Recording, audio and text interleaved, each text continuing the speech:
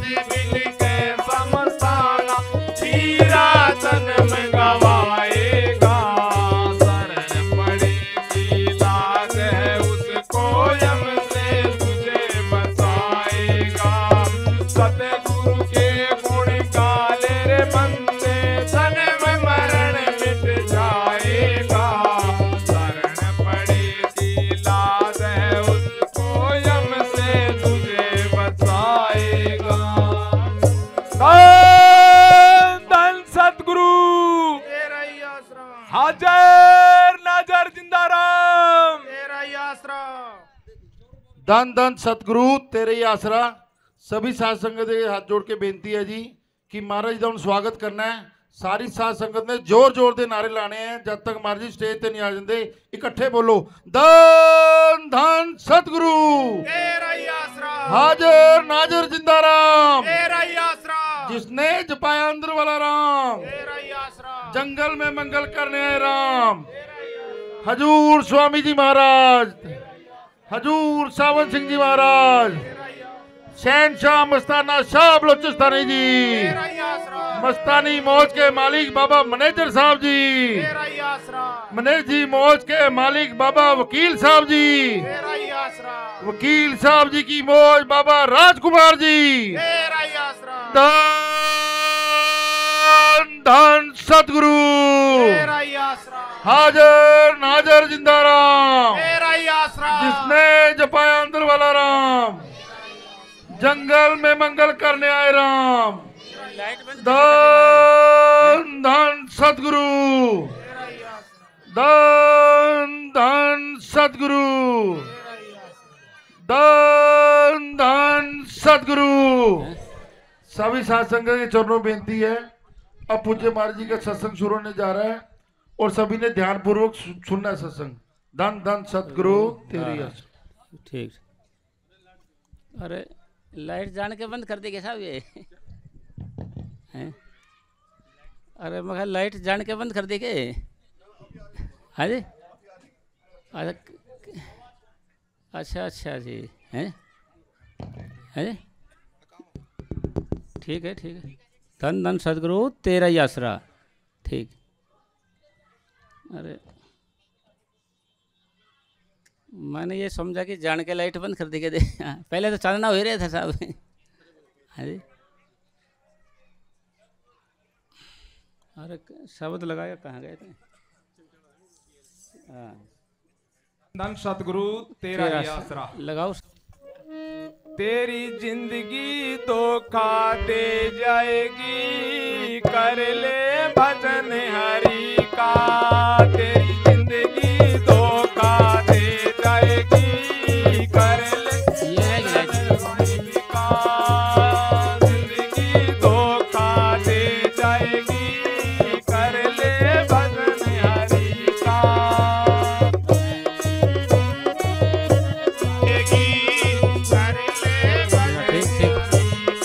बस अरे बस अरे बैठ बैठ बैठ।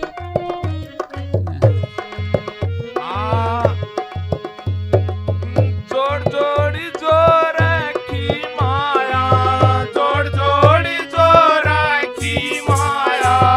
जिसको देख देख भर माया, देख देख भर माए। पानी जैसे बह जाएगी, कर ले भजन हरि का। ये पानी जैसे बह जाएगी, कर ले भजन हरि का। ये जिंदगी धोखा दे जाएगी, कर ले। धन धन सतगुरु तेरा ही आसरा। स्पीकर थोड़ा सा।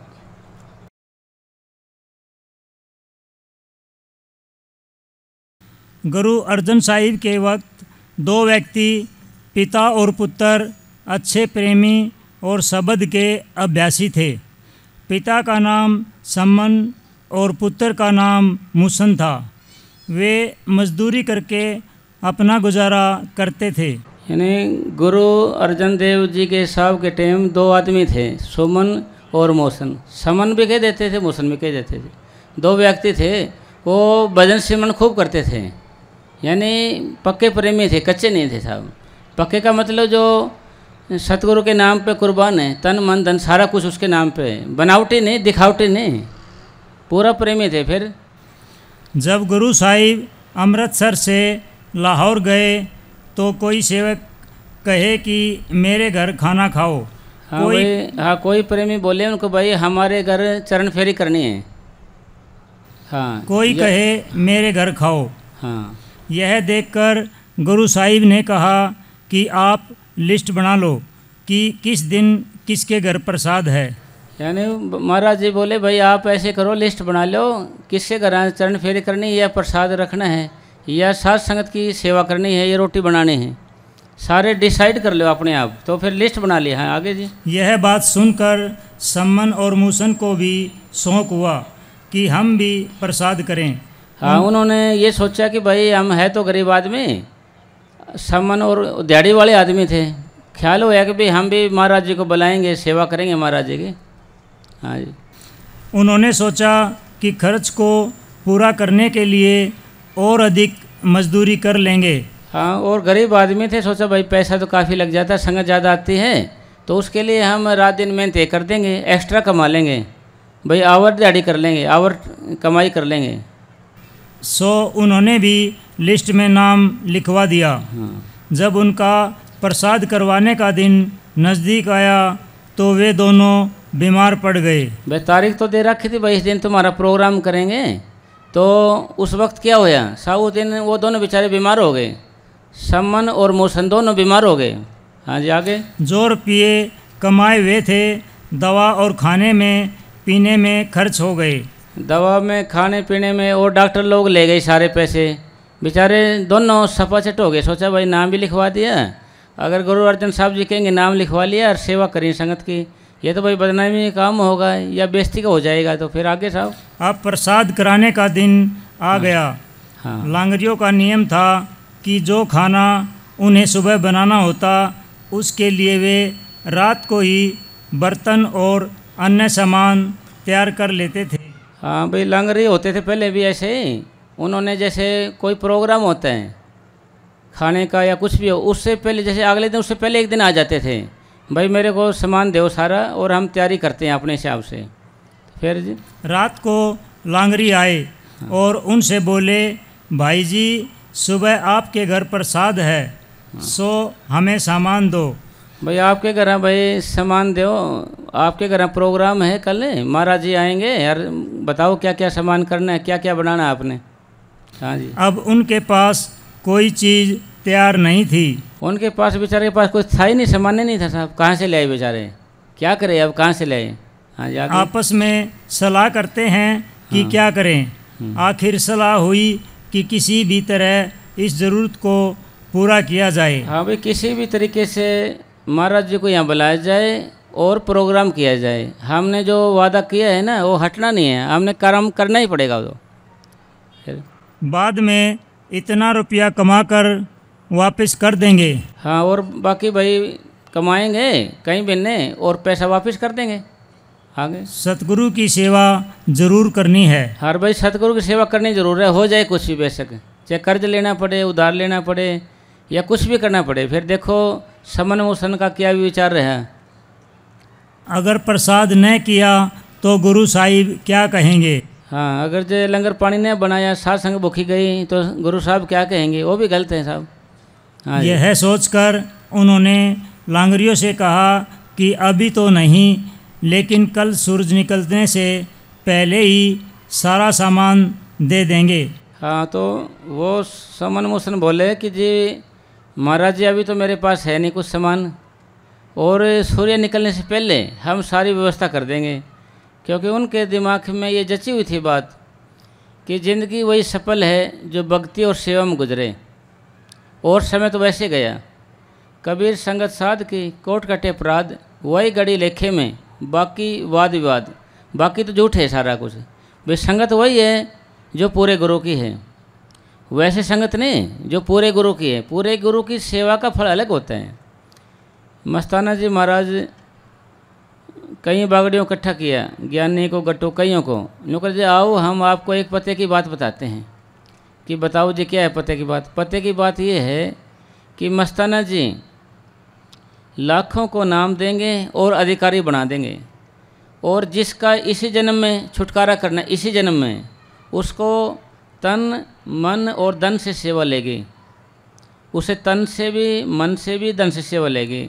उसका तन भी मजबूत ऐसा हो जाएगा, सेवा करने में माहिर हो जाएगा, और धन भी उसके पास देगा मालिक, और भक्ति भी कराएंगे उससे। फिर कहा कि भाई मस्ताना जी लाखों को नाम देंगे, अधिकारी बना देंगे, जिसको इसी जन्म में छुटकारा कराना है, जिस आत्मा का या किसी प्रेमी का, उससे तन मन और धन से सेवा लेगी। फिर समझाया सच्ची साध संगत की सेवा के फल के बारे में कि कोई जो यहाँ साध संगत में, पूरी संगत में, पूरे फ़कीर की संगत में 1 पाई खर्च करता है, मालिक की दरगाह में करोड़ों कीमत पड़ती है। और पूरी साध संगत के बगैर आप करोड़ रुपये लगाओगे तो मालिक की दरगाह में 1 पाई जितनी नहीं पड़ती है। तो उनके दिमाग में जची हुई थी बात ये। तो भाई साध संगत, सच्ची साध संगत का फल एक अलग होता है। और फ़कीर एक शेर की तरह होते हैं, वो आगे आगे चलते जाते हैं, पीछे मुड़ के नहीं देखते हैं। एक बार जो भाई प्रोग्राम करवा लिया तो करवा लिया, रह गए तो रह गए, फिर तो पता नहीं कब मिलेंगे। हैं, टूटा पत्ता डाल से दिया बाहे दूर, आज के बिछड़े कब मिलेंगे, दूर पड़े हैं जाए, फिर तो पता नहीं कब मिलेंगे साहब। तो इसलिए उन्होंने किया भाई फ़कीर आए हुए हैं शेर की तरह, सीधे से चलते, पीछे मुड़ कर देखते, मौका है उनका।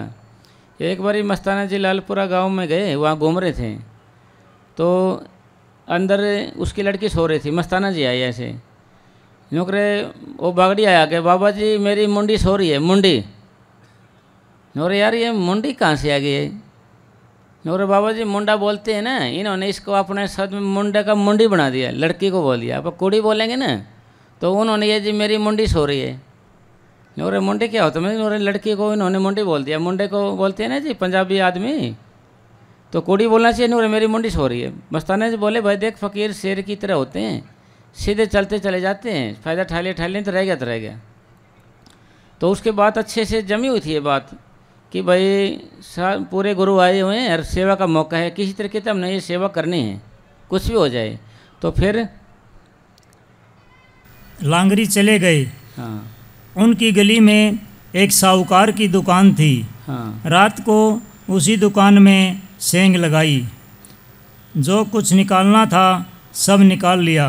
तो उन्होंने क्या किया साहब, अपने गुरु के लिए, भाई परमार्थ के लिए उन्होंने क्या किया कि भाई सेंध लगाई, भाई सोचा चोरी करने का जुगाड़ बनाया पूरा अच्छा सा, तो सारा सामान निकाल लिया उन्होंने। तो एक प्रेमी था कोई, मस्ताना जी महाराज को बोले बाबा जी मेरे दर्द बहुत हैं, टांग के अंदर जाता नहीं है, मैं क्या करूं? क्योंकि मुझे अच्छे से पता है कि मर जाऊं मगर मांगो नहीं तन के काज, परमार्थ के कारण मुझे आवे लाज, मुझे लाज आती है, फिर मैं क्या करूं? बड़ा परेशान हूं, दर्द सहन नहीं हो रहा है, मैं क्या करूं? तो महाराज जी बोले भाई दर्द तो हम तेरा अभी ठीक कर देते हैं, पर अगले जन्म में तेरे को लंगड़ा होकर जन्म लेना पड़ेगा, लंगड़े आदमी का जन्म लेना। बोल कहो तो अभी कर देते हैं आपका दर्द ठीक। नहीं रहना, जो लंगड़ा नहीं रहना मेरे को, मैं ऐसे काट लूँगा। तो इसलिए उसको पता है भाई लाज है उसको इस चीज़ की, फिर कर्म कर जाएंगे, फिर उसका एवजाना तो देना पड़ेगा ना। फरी तो कोई चीज़ मिलती नहीं, हम सोचते हैं कि भाई फरी चीज़ मिल जाए, कोई फरी नहीं मिलती। फरी चाहे तो चीज़ के बदले चीज़ दो, चीज़ के बदले चीज़ दो, या शुभ कर्म दो अपने, या उस चीज़ के बदले पैसे दो, यानी फरी चीज़ नहीं मिलेगी आपको कोई भी। अगर आपके खलियान में अकारण कोई दाने आ जाते हैं तो उसका भी एवजाना देना पड़ेगा। अगर कोई अपने भाई से बेवजह दुश्मनी रखता है तो अदालत में अपराधी ठहराया जाएगा बिना कारण से। ईसा मसीह साहब कह रहे हैं ये साहब, तो बेवजह से, यानी हर एक चीज़ का हिसाब है। बिन करे कुछ लागे नहीं, किया हुआ व्यर्थ जाए नहीं। आप कुछ नहीं करोगे तो कुछ नहीं होगा, तुमने कर दिया तो उसका फ़ायदा या नुकसान भोगना पड़ेगा आपको। यानी बिना करे कुछ लागे नहीं, किया और तो व्यर्थ जाए नहीं। हम सोचते हैं तो भाई हिसाब किताब कहाँ होना है। यानी हमारे साथ चित्र 2 आदमी हैं, एक फ़ोटो उतारता है एक लिखता रहता है, सारा हिसाब किताब होता है हमारा। सो जाते हैं तो भी हिसाब किताब होता है, जागते तो भी हिसाब किताब, अच्छा कर्म करते तो भी हिसाब किताब, मतलब हमारा हिसाब किताब चलता रहता है। हमारे साथ है ये बंदे, चित्रगुप्त 2 नाम के बंदे लगाए हुए हैं हमारे साथ, तो वे फ़ोटो भी उतारते रहते हैं, रिकॉर्डिंग भी करते रहते हैं। फिर जब हमारा चौड़ा छूटता है फिर कहते हैं हिसाब, फिर वो सारे हिसाब दिखा दिया जैसे कंप्यूटर में दिखा दिया भाई ये किए है, फिर ना नहीं कर सकता आदमी, फिर ना नहीं कर सकता। और कर्मों के हिसाब से हम सब इकट्ठे हुए हैं यहाँ पर, और लेने देने मुकाने के लिए इकट्ठे हुए हैं भाई। और हमारे पूज्य परम संत मनेश साहब जी फरमाया करते थे, सिर्फ 2 लाइनों में सारा निचोड़ निकालते थे भाई। जिसको पिछले जन्म में हमें सुख दिया है वो इस जन्म में हमें सुख देता है, जिसको पिछले जन्म में दुख दिया है उससे हमने दुख लेना है। दुख लेना है तो मतलब उसका तरीका अलग है। किसी भी तरीके से वो कुछ कर सकता है। बाप बन के आ जाए, भाई बन के आ जाए, बेटा बन के आ जाए, है ना जी, कुछ ही बन के आ सकता है वो, पत्नी बन के आ जाए, कुछ ही बन के आ जाए। मतलब हिसाब किताब होता है हर एक चीज़ का। हिसाब किताब जब तक पूरा नहीं होता अगला पीछा नहीं छोड़ेगा हमारा। तो हमारे पूज्य परम संत मनेर साहब जी एक कहानी सुनाया करते थे। कहानी क्या रियलिटी थी, असली थी। एक फौजी था, वो फौजी अपने पैसे बैंक, एक बानिया था साथ में, उसके पास जमा करवाता था। जमा तो जमा करवाता था, करवाते का खूब पैसे हो गए। बीच में घोड़ी पे सवार हो रहा था, लड़ाई हो गई आपस में फौजियों की। तो घोड़ी मुँह जोर होके फौजियों की तरफ ले गई ज़बरदस्ती उसको। वहाँ पर गोली लगी, उसके मर गया वो। तो माँ बाप थे, उनके हिसाब किताब ले गए सारा कुछ। और जो उसके पास, जो बनी के पास था, वो पता नहीं चला उसका किसी को। तो उन्हें सोचा भाई चोला छोड़ गया, अब देखा जाएगा जो भी हिसाब किताब होगा। तो क्या हुआ, उस बाणिये घर संतान नहीं थी, औलाद नहीं थी। तो क्या हुआ साहब, वो कुछ दिन के बाद उसके घर संतान हो गई। उसको जब से संतान हुई, उसको जब ही से वो लड़का बीमार हो गया। वो 17-18 साल को मैं बीमारी में गुजरा उसका। उसकी शादी कर दी, फिर शादी करने के बाद बीमार रहा वो। तो फिर उसने क्या किया, एक किसी ने सलाह दी, भाई ऐसा करी ना, मुल्ला के पास ले जा, मुल्ला है इधर बराबर में, उसके पास ले जाओ। उसके पास ले गए। उसने मात्र 20 पैसे की दवाई दी उसको। वो लड़का हंसने लगे, लड़का हंसने लगे।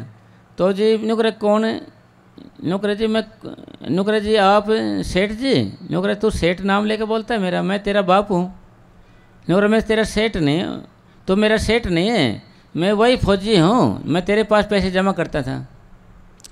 फिर बाद में उनके घर कोई मेहमान आते हैं, तो एक लड़की रोने की आवाज़ आती है उसकी, रोने की। तो कहती ये कौन है? नुकरे जी आपको क्या लेना है, आप रोटी पानी खाओ, अच्छा खाना पीना बना रखे उन्होंने। नुकरे फिर पूछा जी बताओ जी रो कौन रही है, कौन लेडीज? नुकरे ये मेरे लड़के की घरवाली है, मेरी पुत्र वधू है। नुकरे जी तेरे फिर क्या होया?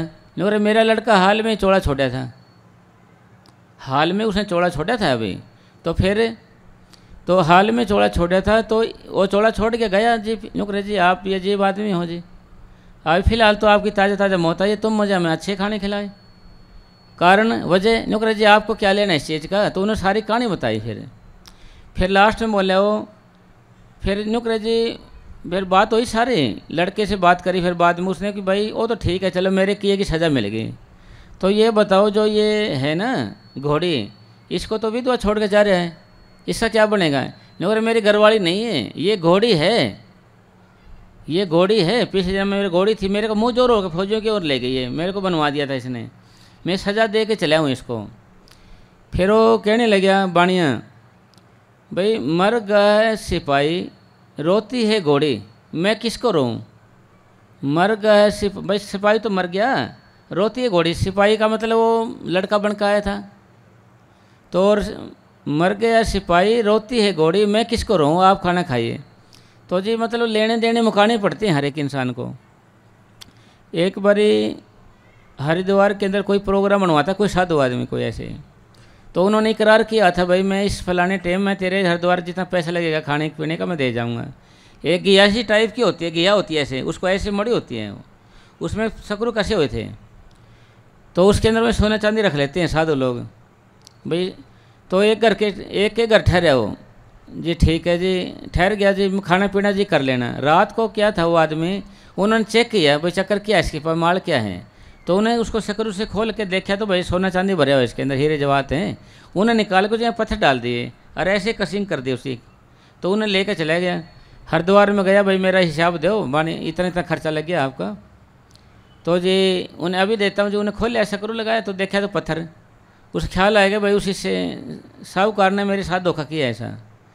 तो फिर उन्होंने किसी दूसरे बाणिये से लिखवाया, भाई हिसाब किताब तो कर दे और मैं तेरे का 20 साल बाद आऊँगा, मैं तेरा मैं सारे हिसाब करके जाऊँगा, और मैं चौड़ा छोड़ रहा हूँ, इसका दान संस्कार के पैसे लगा ले, जोड़ लेना।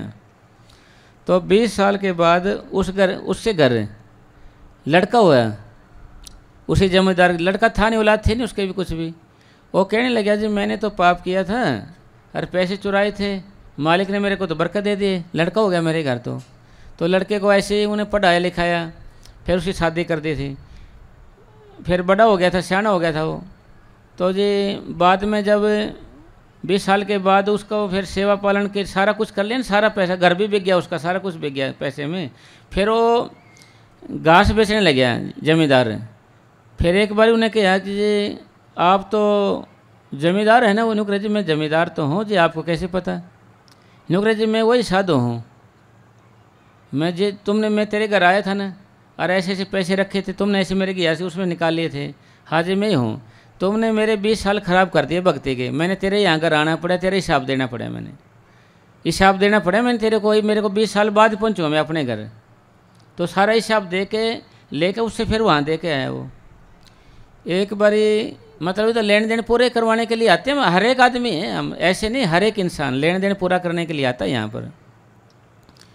एक और आदमी था, तो वो क्या करता था, ब्याज पे पैसे देता था और कहता था मुझे अभी नहीं चाहिए, मेरे को तुम अगले जन्म में पैसे दे देना। सोना चांदी होता था पहले, ऐसे चांदी के सिक्के होते थे, भाई मुझे तुम अगले जन्म में दे देना, अभी नहीं चाहिए मेरे को ये आपको पैसे। तो ठीक है साहब, वो कहीं थे बेचारे, सोचा अगले जन्म की ने देखा, ले ले पैसे, ऐसे ऐसे गठड़ी बांध के 2 जन ले आए जी। ये पैसे छुपाए का अंधेर हो गया ना जी, और किसी घर जाएगा तो पैसे छुपा लेंगे उससे। फिर उसने क्या किया, एक का मकान था 12 बाई ऐसे पशुओं का, वो पशु वाले में छुप गए दोनों। सोचा सुबह 4 बजे से पहले तो कोई आएगा, इतना पर निकल चलेंगे जी। तो वे दोनों क्यों, पैसे पास में, नींद कैसी आए, माया ना जी, माया नींद का आने देगी फिर उसको। तो जी वो बैठे जाग रहे थे, वो दूसरा भी जाग रहा था, साथ वाला वो भी साथ जाग रहा था। तो जागते जागते क्या होया, 12 बजे के बाद जो एक वहाँ पर भैंस बंधी हुई थी वह बोलने लगी, और एक जोटा था वो बोलने लगे, नुकरे भाई मैं तो जी कल मेरा सारा हिसाब हो जाएगा, सारा हिसाब किताब हो जाएगा मेरा, खाली कैसे हो जाएगा जी, मेरा मालिक मेरा दूध निकालने आएगा, ठीक है मैं दूध से नट जाऊंगी, मेरा वो फावड़ा मारेगा तो मैं चौड़ा छोड़ जाऊंगी, मेरा इतना ही शायद लेना कहना है, आज मैं पूरा हो जाएगा जी। तो वो जो जोटा था जो बने हुआ था वो बोले मेरा भी जी कल हिसाब हो जाएगा, मैंने इस जमींदार के 1000 रुपये का हिसाब किताब है, फिर ये मेरे को हाथी से लड़ाने के लिए लेके जाएगा, हाथी से, और मैंने उस हाथी का लेन देन है, मेरा हाथी का लेन देन है, और मैं कल मेरी वो कुश्ती कराएगा, जब कोई नहीं होगा ना तो मैं चला जाऊँगा, मेरे को देखते वो गिर जाएगा, मेरा हिसाब पूरा हो जाएगा उसका लेन देन। पहले जन्म मेरे को मारा उसने, तो अब मैं उसको देखते, उन्हें पता है उस चीज़ का, हाथी ने मेरी जानकारी है मेरे उससे। उन्हें सोचा ये कैसे हो सकता है, झूठ है ये तो जी, पशु बोल रहे हैं ये तो गलत है जी। तो उन्हें क्या किया, वहाँ से निकल के बाहर बैठ गया वो चेक करने के लिए। तो बात सुबह जो ही उसका जमींदार ने घास घेरा, अच्छा चोन वगैरह डाला और खड़खुड़ डाले, खूब खाया पिया। जब वो दूध निकालने लगा वो कूद गई, उसको गुस्सा आया, फावड़ा पड़ा था मारा, उसने ऐसे लग गया कि चौड़ा छोड़ गए। क्योंकि यार ये तो बात सच्ची हो गई, तो इसका दिशा तो पूरा हो गया, ये चलो जोटे का देखते हैं इसका क्या है ना भाई, जोटे का देखते हैं तेरा क्या होगा कालिया भाई, जोटे का देखते हैं। तो जी वो ले गए उसको, सुबह सुबह अनाउंसमेंट हुई कि भाई ऐसे ऐसे हाथी के साथ कुश्ती कराई जाएगी, अरे 1000 का इनाम है। तो सारे के सारे बैठे थे साहब, चारों पासे पार्टी बनी हुई थी ऐसे, यूँ रहे कोई है बहादुर है, कोई नहीं है कोई नहीं है। तो यूँ करे जी मेरा मालिक वो ले गया जोटे लेके, यूँ रहे जी है मेरा मालिक भाई, है एक बहादुर, ये देखो ये जोटा है मालिक। यूँ रहे ये क्या कुश्ती करेगा, हंसने लगे सब, बड़बड़ाने लगे, कुछ करने लगे। तो नहीं हो सकता, ये तो हो ही नहीं सकता भाई। गया उसकी जो ही आँखें मिली उसकी, उन्हें ऐसे किया तो ऐसे गिर गया वो ऑटोमेटिक हाथी भाई, हाकार मच गया, रोका पाट गया, जैसी भाषा में बोलते हैं कि भाई जोटे ने एक हाथी को गिरा दिया, तो 1000 रुपये उसको मिल गए, वो घर आ गया। ठीक है, घर आते ही वो जोटा भी चौड़ा छोड़ गया, और मेरा तो 1000 का था भाई, पूरा हो चुके हैं। ये वो सोचते हैं दोनों कि हम क्या करें, हम तो अगले जन्म की ने देखे, हम तो मारे गए, ये पंडाल ले ली नहीं तो नहीं थी बारी बारी पांडे, इसका क्या होगा, ये तो अगले जन्म में लेगा, ये तो अगले, वो उसके दौरे गए जी दोनों, महाराज जी मेरी गलती होगी, अरे ये ले लो पैसे अगले जन्म में। ना मैं नहीं ले चो नहीं भाई, मैं तो अगले जन्म में लेऊँगा, जी आप ले लो जी, हमारी गलती होगी, अगले जन्म का नहीं नहीं नहीं, मैं नहीं लेने वाला भाई, मैं तो सिर्फ अगले जन्म का नाम लिया था, अगले जन्म में ही लेऊंगा, मैं नहीं लेऊंगा आपसे कुछ भी, 2 सिक्के भी नहीं लेने, मैं 4 भी लेने, मैं कुछ लेंगे नहीं। तो जी ठीक है भी नहीं लेगा तो फिर, क्योंकि जुक्ति से मुक्ति होती है, जुक्ति से मुक्ति होती है। उन्हें सोचा कोई जुक्ति बनाए, तरीका बनाए, कोई ऐसा कोई मेथड बनाया जाए। तो क्या किया उसने साहब, किसी सियाने आदमी से पूछा जी क्या करें जी, ये ऐसे ऐसे फंस गए हम, तो ये कह रहे अगले जन्म में दूंगा, हमारा आफत हो गया। उन्होंने वो दोनों बात बताई, जोटे की और उसकी भैंस की। तो उन्हें क्या किया जी, आप ऐसा करो जी, आप इसके नाम से आप एक बावड़ी बना लो। बावड़ी का मतलब होता है जहाँ पानी पुनी रखते हैं, पियाऊ बोल देते हैं जिसे को, पियाऊ बनाओ, आप भी बनाना जी पियाऊ अलग से। रास्ते के बाहर जो मेन रोड होता है वहाँ बनवा लेना, पैसा इसमें वहाँ लगाओ आप सारे चांदी का। और एक लठ ले लेना, कोई आए ना उसको आप पानी पीने ना देना, कहना, और उसके नाम का बोर्ड लगवा देना, उसी का आदमी का वेट करता है, ऐसे सेठ का नाम लिख दिया, उन्हें भी ऐसे लिख दिया, लठ ले लिया उन्होंने। कोई भाई पानी पीने नहीं देना, प्यास में मरे लोग पानी पीने नहीं, भाई सेठ से पूछ के आओ, हम पानी नहीं पिला सकते आपको। अरे कमाल के आदमी, प्याऊ बनाइए, भला सेठ कर इसका क्या काम? नहीं जी हम नहीं पिला सकते जी आपको, भाई पानी हम नहीं पिला सकते आपको, सेठ से पूछो। ये 2 दिन गए, 4 दिन गए, 6 दिन गए, 15 दिन हो गया ऐसे। तो लोगों ने सोचा भाई सेठ से पूछे जाके, ये प्याऊ बनाई थी क्यों थी, पिया दी भाई, बनाई थी तो पानी क्यों नहीं पिला रहे, क्या वजह इसके कारण? तो जी सेठ को बुलाया, नौकरे जी आपने ये बनाई थी? नौकरे मैंने तो बनाई नहीं जी, मैंने तो बनाई नहीं। नौकरे ये कह रहे हैं जी बनाई है, भाई ये कह रहे हैं नहीं जी मैंने तो बनाई नहीं जी, ये कह रहे कौन है भाई, तुम कौन हो? नौकरे सेठ साहब हमने आपसे धन लिया था ना जी, हमने वो पैसा यहाँ लगा दिया। नौकरे पानी नहीं पीने देंगे हम तो, क्योंकि आपकी बनाई हुई पिया उसका वेट करता लिख दिया उसके ऊपर, उन्हें भी ऐसे लिख दिया जी मैं भी नहीं पिलाने दूंगा जी। फिर वो जो तंग हो गए ना जब, फिर उन्हें आज जोड़ लिया सेठ ने, ठीक है साहब मेरे से गलती हो गई, अरे तुम्हारा ले हिसाब किताब में काट देता हूँ, अगले दिन कोई रगड़ा नहीं। फिर वो बेचारे घर आए, फिर उसका पीछा छुटा उनका साहब। ये फरीद साहब कहते हैं कि दर दरवाजे जाए के क्यों डीठो गड़याल, निर्दोषा मारे गए दोषा दा कियाल। फरीदा दर दरवाजे जाए के क्यों डीठो गड़याल, निर्दोषा मारे गए दोषा दा कियाल। भाई बाजा बजाते ना ऐसे, निर्दोष है ना ये, क्यों डीठो गड़याल। और जब बेकसूर आदमी की पिटाई हो रही है, बेकसूर आदमी की, तो यहाँ पर तो दोषी हैं साहब, यहाँ पर तो पापी है, अपना तो हिसाब किताब तो होना ही होना है। तो फिर हम अब ये बात ये चल रही है कि भाई हम करें क्या, इसका फिर होगा क्या ऐसे। इसलिए हमारे मस्त साईं मस्ताना जी फ़कीर ने समझाया है कि जब भी आप भजन बैठोगे आपने ये बोलना है कि सतगुरु मेरे गुनाहों के लिए माफ़ी दे, सतगुरु मेरे गुनाहों के लिए माफ़ी दे, आगे कोई गुनाह ना हो इसके लिए मेरे को ताकत दे, आगे से मेरे कोई गुनाह न हो इसके लिए मुझे ताकत बख्श। ऐसा हम रोज़ रोज़ करते रहेंगे, एक बैम सा बना लेंगे, यही इलाज है। फिर समझाया है कि ये तो एक प्रार्थना होगी, सतगुरु मेरे गुनाहों के लिए माफ़ी दे। जब भी आप भजन बैठोगे, जब भी आप भजन बैठोगे, 2 बार बैठोगे 4 बार, या घूमते टहलते, जब भी आपका ख्याल रहेगा तभी आपने ये बोलना है सतगुरु मेरे गुनाहों के लिए माफ़ी दे, आगे कोई गुनाह ना हो इसके लिए मेरे को ताकत बख्श, क्योंकि वो परमात्मा बख्शने वाला है। ठीक है जी, वो गरीब निवाज है, कोई दीन बने तो गरीब निवाज बने, कोई नीवा होएगा तो ही तो बख्शेगा जी। अभी आपने यही बोलना है, मैं सतगुरु मेरे गुनाहों के लिए माफ़ी दे। कब? जब भी आप भजन बैठो, या आप घूम फिर सिमरन करो, चल फिर करो, कुर्सी बैठ कैसे करो, आपने ये बात बोलनी है। फिर हमारी दादा पातशाही सावण सिंह जी महाराज ने लिखा है, कोई कितना बड़ा गुनाहगार है, पापी है, ऐबदार है, भजन सिमरन के करने से, नाम की कमाई करने से उसके सब भय पाप सब कुछ नष्ट हो जाता है। भय पाप सारा कुछ नष्ट हो जाएगा भजन सिमरन के करने से।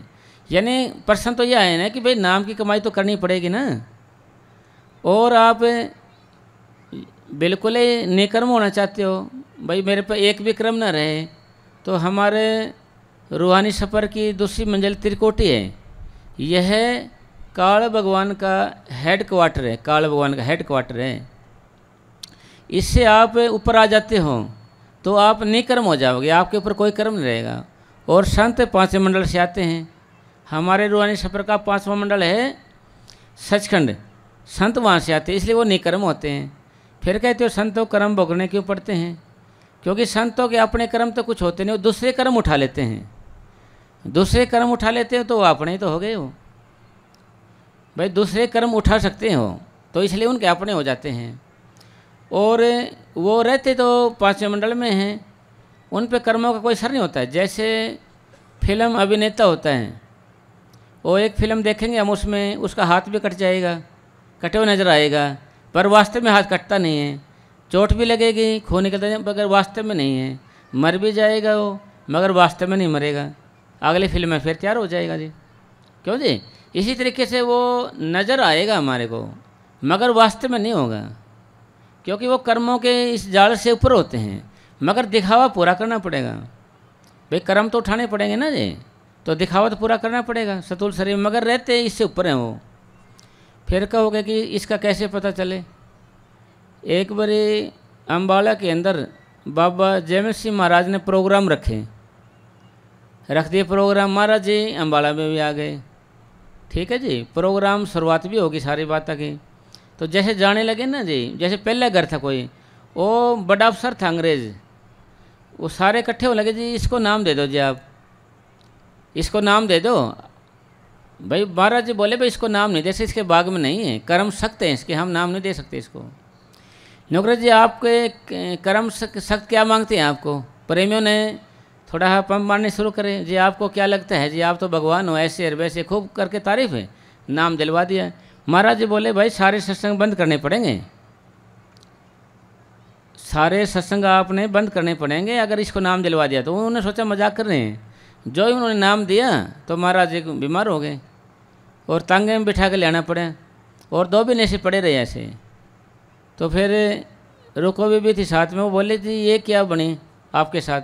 नौकरे भाई इस आदमी के कर्म संगत थे, संगत माने नहीं, 7 जन्मों तो इन्होंने ताते तो पे सड़ना था इसको, इतने कर्म संगत थे, वो सारे कर्म मैंने उठाने पड़े। भाई नाम देना एक ऐसा नहीं है कि जैसे चरखा काते हुए लड़की बता दे। नाम देना इतना आसान होता तो एक चरखा काती हुई लड़की भी बता सकती है। नाम लेना ऐसे मजाक नहीं है। नाम लेना का मतलब क्या होता है? जीव के 1/6 कर्म उठाने पड़ते हैं, 1/6 ईसा के कर्म उठाने पड़ते हैं। एक बार ये नाम में बाबा जी ये बोले भाई 1/6 ईसा कर्म तो हम जब उठा लेते हैं जब आपको नाम दिया जाता है। एक और संगत बोली जी बाबा जी बाकी के भी आप उठा लो, इतने तो उठाए लिए। बाबा जी बोले भी बाकी तुम किसके सहारे जियोगे? फिर मैं रहोगे किसके सहारे? आप जीवन ही खत्म हो जाएगा आपका। तो फिर क्या बाबा जी ने कि भाई दरगाह में उसकी फ़ोटो भेजनी पड़ती है और उसको नाम रजिस्टर्ड करना पड़ता है, आईडी देनी पड़ती है उसकी और फ़ोटो भेजनी पड़ती है। और वो आईडी को जब देखता है यमदूत उसका फिर छोड़ देते हैं, भाई ये रजिस्टर्ड है, ये तो कुछ नहीं कर सकते हम इसमें। भाई नाम देना ये कौन है? भाई इधर से सुना इधर बता दिया। मन शाह जी फरमा करते थे भाई लफ्ज़ तो एक ही होता है। बाबा जी फरमाते थे कि भाई गोली मारो, लफ्ज़ एक है। अगर हम कहेंगे गोली मारो, थानेदार है, पुलिस खड़ी है और चोर भागते जा रहे हैं, हम कहें गोली मारो तो हमारे कहने से नहीं मारेंगे वो। अगर थानेदार कहे तो गोली चला देंगे, क्योंकि उसके अंडर अथॉरिटी है सरकार की थानेदार में। इसी तरीके से अथॉरिटी वाला फकीर होना चाहिए, अथॉरिटी है जिसको अधिकार है। फिर नाम देना ऐसे ये कौन है कि महाराज शाम सिंह लिखा है कि भाई चरखा खाती लड़की बता सकती है, ऐसे आसान होता। तो एक बारी मस्ताना जी नाम देने लगे, संगत ज़्यादा थी, भीड़ थी, कोई जगह नहीं थी। बाबा जी ने फरेज बता दिए। उनमें से एक बार साहब नायक हो, वो बाहर आने लगे। पहले वही काम करते थे बरातों का और का। नौकरी जी मैं नाम नहीं ले सकता जी। क्यों? क्योंकि मेरे पे फरेज है ना, ये निभेंगे नहीं। मैं तो जाऊंगा आज खाना पीना करना पड़ता है, मेरे को तो सारा कुछ है, मेरे पास मेरे बस की बात नहीं है ये। तो मस्ताना जी महाराज जी बोले भाई इसको कहे यहाँ बैठा रहे, इसको कहे यहाँ बैठे ही रहे ये। तो ये नाम सुन लेगा। नाम क्या करेंगे? लफ्ज़ क्या करेंगे? लफ्ज़ भाई ये लफ्ज़ हैं, ये क्या करेंगे? हम इसकी फ़ोटो दरगाह में नहीं भेजेंगे, ना ही इसका नाम रजिस्टर्ड नहीं करेंगे। तो रजिस्टर्ड हो नाम की संभाल होगी। और जिसको नाम दे देता है संत एक बारे, उसको जन्म से कितने लग जाएं, संत उसको ले जाकर ही छोड़ेगा अपने घर। इसी तरीके से जब हमें नाम दिया जाता है तो सतगुरु हमारी आंखों के बीच में बैठ जाता है सूक्ष्म रूप में। हर एक आदमी को बाबा जी नाम देते हैं तो सूक्ष्म रूप में सतगुरु अंदर बैठ जाता है उसके। और हम जो काम करते हैं अच्छा या बुरा, सारी करतूत देखता रहता है, सारी करतूत देखता है और वही जीव के साथ रहता है। मौत के वक्त वही आगे लेके जाएगा उसको। बाहर वाला सतगुरु उसके अंदर सूक्ष्म रूप में एक नाम का बीज कह ले, उसको कुछ भी कह लो, यानी उसको एक सूक्ष्म रूप में सतगुरु अंदर बैठ जाता है उसके। अब जैसे हम जैसे कहेंगे अपन बाबा बात करते हैं, बाबा तो पूरा प्रेम है, कहेंगे ना जब हम बाबा तो पूरा प्रेम है, जब हमें पूरा भरोसा है। भाई ये भरोसा कहो या विश्वास कहो, विश्वास होगा हमें तो हमें एहसास हो जाएगा, वो हमें सतगुरु एहसास दिलवाएगा। विश्वास होगा तो हमें, अगर हमें विश्वास होगा तो सतगुरु हमें एहसास दिलवाएगा भाई मैं हूँ, यहाँ हूँ। पर वो विश्वास हमें ऊपर की मंडलों में नहीं ले जा सकता। ऊपर की मंडलों में ले जाने वाला अभ्यास है। जब तक आप अभ्यास नहीं करोगे आप ऊपर की मंडलों में नहीं जा सकते। भाई आप शरीर में रहोगे, आप शरीर से ऊपर नहीं आ सकते। विश्वास तो सब करते हैं, बाबा करते हैं, मान ली सारी बात है, ठीक है, पर इस विश्वास से एहसास होगा आपका। मगर एहसास से आप ऊपर नहीं जा सकते, विश्वास से ऊपर नहीं जा सकते, खाली अभ्यास से ऊपर जा सकते हो। इसलिए सतगुरु जी की दया से हमने नित्य नेम, जब तक हम चेतन में हैं, हमने नामों को दोहराते रहना है। क्योंकि नामों को दोहराते रहने से क्योंकि हम पापी हैं, पापी सारे हैं, बेदाग नहीं है कोई, बेदाग नहीं है कोई। अगर हम पापी नहीं होते, मान लें, यानी अच्छे कर्म वाले होते तो हम यहाँ थोड़ी होते, हम स्वर्गों में होते। हम सारे बुरे कर्म वाले होते तो नरकों में होते। इसलिए हमने कुछ अच्छे कर्म किए हैं, कुछ बुरे किए हैं, तो इस मृत मंडल में आ गए। किसी आदमी के अच्छे ज़्यादा होते हैं, बुरे कम होते हैं, उसकी ज़िंदगी सुखों में गुजर जाती है। और जिसके अच्छे कम होते हैं, बुरे ज़्यादा होते हैं, उसकी ज़िंदगी थोड़ी दुख में गुजर जाती है। जो सिद्धि स्वर्ग से आत्माएं आती हैं, उनकी ज़िंदगी शेष साहूकार में गुजर जाती है। पर शर्त तो ये है कि आखिर यहाँ से जाना तो पड़ेगा ना। हमारे पूज्य परम संत वकील साहब जी महाराज फरमाते थे कि भाई यहाँ कितने भी खूंटे गाड़ लें, आखिर यहाँ से जाना पड़ेगा। रहने वाली जगह थोड़ी हमारी है कि भाई यहाँ रहोगे आप, कब तक रहोगे आप यहाँ। और आपको एक चांस मिला हुआ है, मौका मिला हुआ है अभ्यास करने का।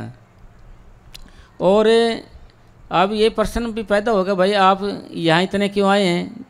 भाई दुनिया तो बहुत है और भी, क्योंकि जिन पर मोहर लगी हुई है आत्मा पे, वही आत्मा आते हैं। आपके मोहर कैसी? जब परमपिता परमात्मा के पास ये सारी आत्माएं थी, वहीं रह रही थी, तो काल भगवान को रचना रच के दइए, खंड पताल दीप सब लोया, काले बस आप परब किया। यानी परमपिता परमात्मा ने काल के हवाले आप पे किया है, काले बस आप परब किया, उसने खुद ही किया इसको। भाई रचना रची है, ने खुद ही रची है। और गुरु नानक साहब लिखते हैं कि अरबन खरबन दुदुकारा। भाई पहले यहाँ दुदुकारा था, कुछ नहीं था, उन्हें रचना रची बाद में, फिर आवाज़ हुई थी, एक लहर हुई थी, ये सब कुछ बन गया था। अल्लाह ने कहा पी खून हो जाए, सारा कुछ बन गया, ये बात बन गया था। फिर आत्माओं को पहले तो ये खाली था ऐसे सुनसान, फिर बोले भी आत्मा के बिना मैं इसको आबाद कैसे करूं। बातर चौकड़ी योग फिर उन्होंने भजन किया था। फिर उन्हें आत्मा के बारे में बोले भी आत्मा तो देव। फिर कुछ आत्मा तो आ गए थे, कुछ अकड़ गए थे, भाई हम नहीं जाना चाहते वहाँ पर। फिर समझाया भाई मैं ले आऊँगा, नहीं हम नहीं जाएंगे जी। फिर उनका मोहर लगा दी थी ऐसे उन आत्मा पे, ओ भाई तुम्हें मैं ढूंढ कर ले आऊँगा। इसलिए अपने मोहर लगी हुई आत्माएं हैं जो डेरे में साथ संगत में या भजन सेवन करती हैं, या उनको विश्वास हो जाता है, वही आत्मा आती है, दूसरी नहीं आएंगी। अब सारी बातों का निचोड़ भाई हम आत्मा हैं, यहाँ भी गए, सारी बात होगी, अब हम क्या करें भाई, भजन के ऊपर बात चल रही है ना हमारे, कि सेवा के ऊपर करनी चल रही है। आगे साहब। सिर्फ नमक मिर्च मसाला वगैरह बाकी रह गया। पहले भाई, तो उसने जो दोनों बाप बेटे थे ना जी, वो चोरी कर ली उन्होंने, इसमें जो बनिए के गोदाम में चोरी कर ली। उन्हें चेक कर कि देखिए कुछ सामान तो नहीं रह गए हैं, मगर भाई नून मिर्च तेल वगैरह रह गया, छोटा आइटम रह गया। तो फिर साहब पहले तो कहने लगे कि यह मसाला वगैरह रहने दें। हाँ, पहले तो सोचा था रहने दे, बाज़ार से मोल ले लेंगे। तो फिर बोले चलो लगे हाथ ले आएंगे हैं। फिर सोचा कि नहीं, दोबारा चलकर ले ही आए। हाँ जब वे मिर्च मसाला लेने गए तो साहूकार जाग गया। जब मिर्च मसाला की चेक कर रहे थे ना जी, साहूकार जाग गया साहब। वो लड़के को अंदर छोड़ रखा था, लड़के को, बाप बाहर खड़े था। हाँ जी। उस समय बाप तो दुकान से बाहर आ चुका था। बेटा सेंग में से निकल रहा था। हाँ, वो निकल ही रहा था बेचारा, वो तो बाहर था। हाँ जी। फिर जब से बाहर निकला तब साहूकार ने उठकर नीचे से टांगे पकड़ कर ली। हाँ, वो फिर जो सेठ था ना जी, सेठ वैसे किसी से लड़ते झगड़ते नहीं। आपने कभी देखे हो लड़ाई करते हो सेठों को? कभी केस कचहरी में देखे हो कहीं सेठों को? वही इनसे दूर रहते हैं साहब ये, और वो कामयाबी होती है, इस चक्कर में पड़ते नहीं जी। वो दूसरे आदमी केस कचहरी में ही रहते हैं, वो जो पैसा कमाए वो सारा सीधा कर देते हैं। अगर लड़ाई झगड़ा भी करेंगे ना सेठ, आपने देखे होगा साहब, भारी सा बट्टा उठाने की किस कोशिश कहीं हिलाने की, उठे तो है नहीं, सोचा डराने के लिए भारी सा बट्टा ऐसे हटाएंगे, हिलाएंगे उसको, जो उठे तो है कौन नहीं, सच कोई फ़ायदा तो है नहीं, पर डराने के लिए अगले को, सेठ को भाई ऐसे ऐसे हिलाएंगे। बस लड़ाई झगड़ा नहीं करेंगे जी, कोई केस कचहरी नहीं करेंगे, कोई केस नहीं। देख लेना कि बड़े केस चलता देखे होता आपने। तो जी उन्होंने क्या किया, सेठ मजबूत तो था ही, सोचा सामान कौन ले गया ये, तो उन्हें तो उसकी टांग पकड़ ली साहब लड़के की। हाँ जी। फिर ताकि वह बाहर न निकल सके। हाँ भाई, बाहर ना निकल जाए ये तो। हाँ जी। बाप बाहर की ओर खींचने लगा। हाँ। और साहूकार अंदर की ओर। हाँ, वो जो बाणिया था ना साहब, उनको तो टांग हाथ लगी ना जी, डूबते को तिनके का सहारा। भाई उन्हें तो सहारा मिल गया ना भाई, कोई मुद्दा तो सही है ना, कौन चोरी करे भाई, कैसे हाथ लगेगा भाई। सीसीटीवी कैमरा तो थे नहीं जब, भाई पता लग जाए कौन है कौन नहीं। तो उन्हें तो टांग पड़े, छोड़िए नहीं, सोचा चाहे बाबा जेल में चाहे जेल में रेल में ना, कैसे हो भाई, छोड़ूंगा टांगे, कुछ भी हो जाए। हाँ जी। फिर अब न बाप छोड़े हाँ, न साहूकार छोड़े। वो बाप छोड़ नहीं सकता, सो बदनामी हो जाए, नीचे चला गया ना ये तो पता, मुँह तो पता चल जाएगा नहीं इसका, मुँह का तो अभी तो टांगा तो कोई पता नहीं लगेगा। तो भाई खींचा तानी हो रही, बाप तो बाहर खींच रहे हैं और वो बानिया नीचे खींच रहे हैं, खींचा तानी हो रही है साहब, खींचा तानी। हाँ जी। बड़ी खींचातानी हुई। हाँ। आखिर बेटे ने बाप से कहा कि आप मेरा सिर काट लो। हाँ, मतलब कहने का मतलब प्रेमी भी तो कोई कोई है ना, सारे थोड़ी हैं। वो कहने लग गया लड़का कि पिताजी आप मेरी गर्दन काट लो, गर्दन काट लो आप, ये बाणिया छोड़ेगा नहीं, क्यों बिना खाद पानी का घी खाया हुआ है ना उसने भी, ऐसे बढ़िया माल खाया हुआ है ना, ये छोड़ेगा नहीं भाई, बिना खाद पानी यूरिया वगैरह नहीं डाले हो तो वैसे खाए हुए है इसने, ये छोड़ेगा नहीं, मेरी टांगों को पकड़ ली तो पकड़ ली, ये पहलवान का बाप है, ये छोड़ेगा नहीं मेरे भाई। हाँ जी। फिर ऐसा न हो हाँ। कि सुबह हो जाए हाँ। और लोग कहें कि गुरु के शिष्य हाँ। चोरी करते हैं। भाई ऐसा ना हो जाए कि भाई पता चल जाए लोगों को भाई गुरु के शिष्य चोरी करते हैं, दिन निकल गया तो मुश्किल हो जाएगी, उधर वो लांगरी आ जाएंगे। हाँ जी। तो इसलिए आप मेरी गर्दन काट लो। ये बाप बता लड़के की गर्दन कैसे काटे बेचारा है। हाँ जी। फिर आगे। सो देर न करो, हाँ। फौरन सिर काट लो। हाँ भाई, मेरा भाई सिर काट लो, आप देर मत करो बिल्कुल भी। हाँ जी। सिर से ही हाँ। पहचान होती है। भाई सिर से ही पहचान होती है आदमी की, सिर से। हाँ जी। अगर सिर न हुआ हाँ। तो लाश किस तरह पहचानी जाएगी। हाँ भाई, सिर नहीं होगा तो बाणिया कोई टेंशन हो जाएगी, खाम खाएगी बाणिया को टेंशन हो जाएगी भाई, ये क्या होया, अपने को ले जा भाई, इसको कौन है कौन नहीं। तो भाई टेंशन हो जाएगी, और भी इसको भाई तो काट ले। ये बाप बेटे की गर्दन कैसे काटे, बेचारे को आफत होगी ना, धर्म संकट में पड़ गया। फिर आगे। अब बाप अपने ही बेटे का सिर किस तरह काटे। उसने कहा मैं सिर नहीं काट सकता। हाँ, उसने कहा भी मैं जी आपका सिर नहीं काट सकता जी। हाँ जी। पुत्र ने कहा पिताजी गुरु के लिए मेरा सिर काट लो। तो उसने क्या किया, भाई तुम मेरे लिए नहीं छोड़ो तो गुरु के लिए तो सिर काट सकता है ना, गुरु के लिए, गुरु की बदनामी ना हो, गुरु की बात ना आ जाए कोई। हाँ जी, क्योंकि मैं नहीं चाहता कि गुरु की बदनामी हो। हाँ भाई मैं नहीं चाहता भाई गुरु की कोई बदनामी हो, पता चले किसी को। हाँ जी, इस तरह बदनामी भी नहीं होगी और सतगुरु की सेवा भी हो जाएगी। हाँ और सतगुरु की सेवा भी हो जाएगी। हाँ क्योंकि ये भी एक दिल की बात है ना, जैसे दिल्ली है ना, दिल्ली है दिल वालों की भाई, वैसे नहीं, बात सच्ची है। वो क्या करते हैं, पैसे ब्याज में लेके सत्संग करवा लेते हैं, ब्याज में पैसे लेकर सत्संग करा लेते हैं। दिल्ली है दिल वालों की बोलते हैं ना जी, चंडीगढ़ है चंडालों की, चंडीगढ़ भी साथ है ना जी, कहावत बनी हुई है साहब। और बम्बई है पैसे वालों की, कलकत्ता है कंगालों का, ऐसे बोलते हैं। वैसे दिल्ली है दिल वालों के, अपन ने तो काम पड़ा नहीं और से इतना। तो जी वो यानी दिल की बात है, सारी दिल की बात आ रही है ना जी। हाँ जी आगे। बाप ने थोड़ी देर विचार किया, फिर मारी तलवार और पुत्र का सिर काट लिया। हाँ फिर तलवार मारी जी, उसका सिर काट लिया बाप ने। हाँ जी आगे। धड़ नीचे जा गिरा। धड़ नीचे जा गिरा जी, बाणिया को टेंशन होगी भाई ये क्या है भाई। हाँ जी। सम्मन ने पुत्र मुसन का सिर लाकर घर में रख दिया। उसने बाप ने क्या किया भाई, अपने लड़के का सिर ला के और अंदर रख दिया संभाल के। यार अब बेटे की मौत कलेजा कैसे ठहरे। हाँ भाई लड़के की मौत कलेजा कैसे ठहरे, कैसे सेवा करे बेचारा है। बड़ी मुश्किल से 1 घंटा गुजारा। हाँ हाँ। उधर साहूकार ने कहा कि चोर को देखें तो सही कौन है। उन्हें सोचा चोर को देखे तो सही, भाई किसकी हिम्मत होगी बाणिया में चोरी करने की, बाणिया की दुकान में चोरी करने की, माहिर था ना जो बाणिया भी। अच्छा जी फिर जब देखा उसका सिर नहीं है। भाई उन्हें देखा तो इसका तो सिर ही नहीं है साहब ये तो। हाँ एक बार मैनेजर साहब जी के टाइम की बात है, बाबा मैनेजर साहब जी की।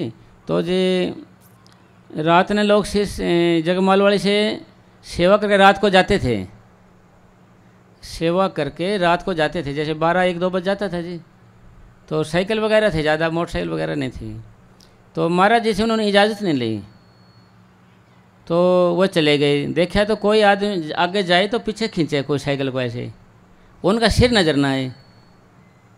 भाई सिर नहीं थे उनके, आदमी थे वो, सिर नहीं थे, ऐसे खींचे वो।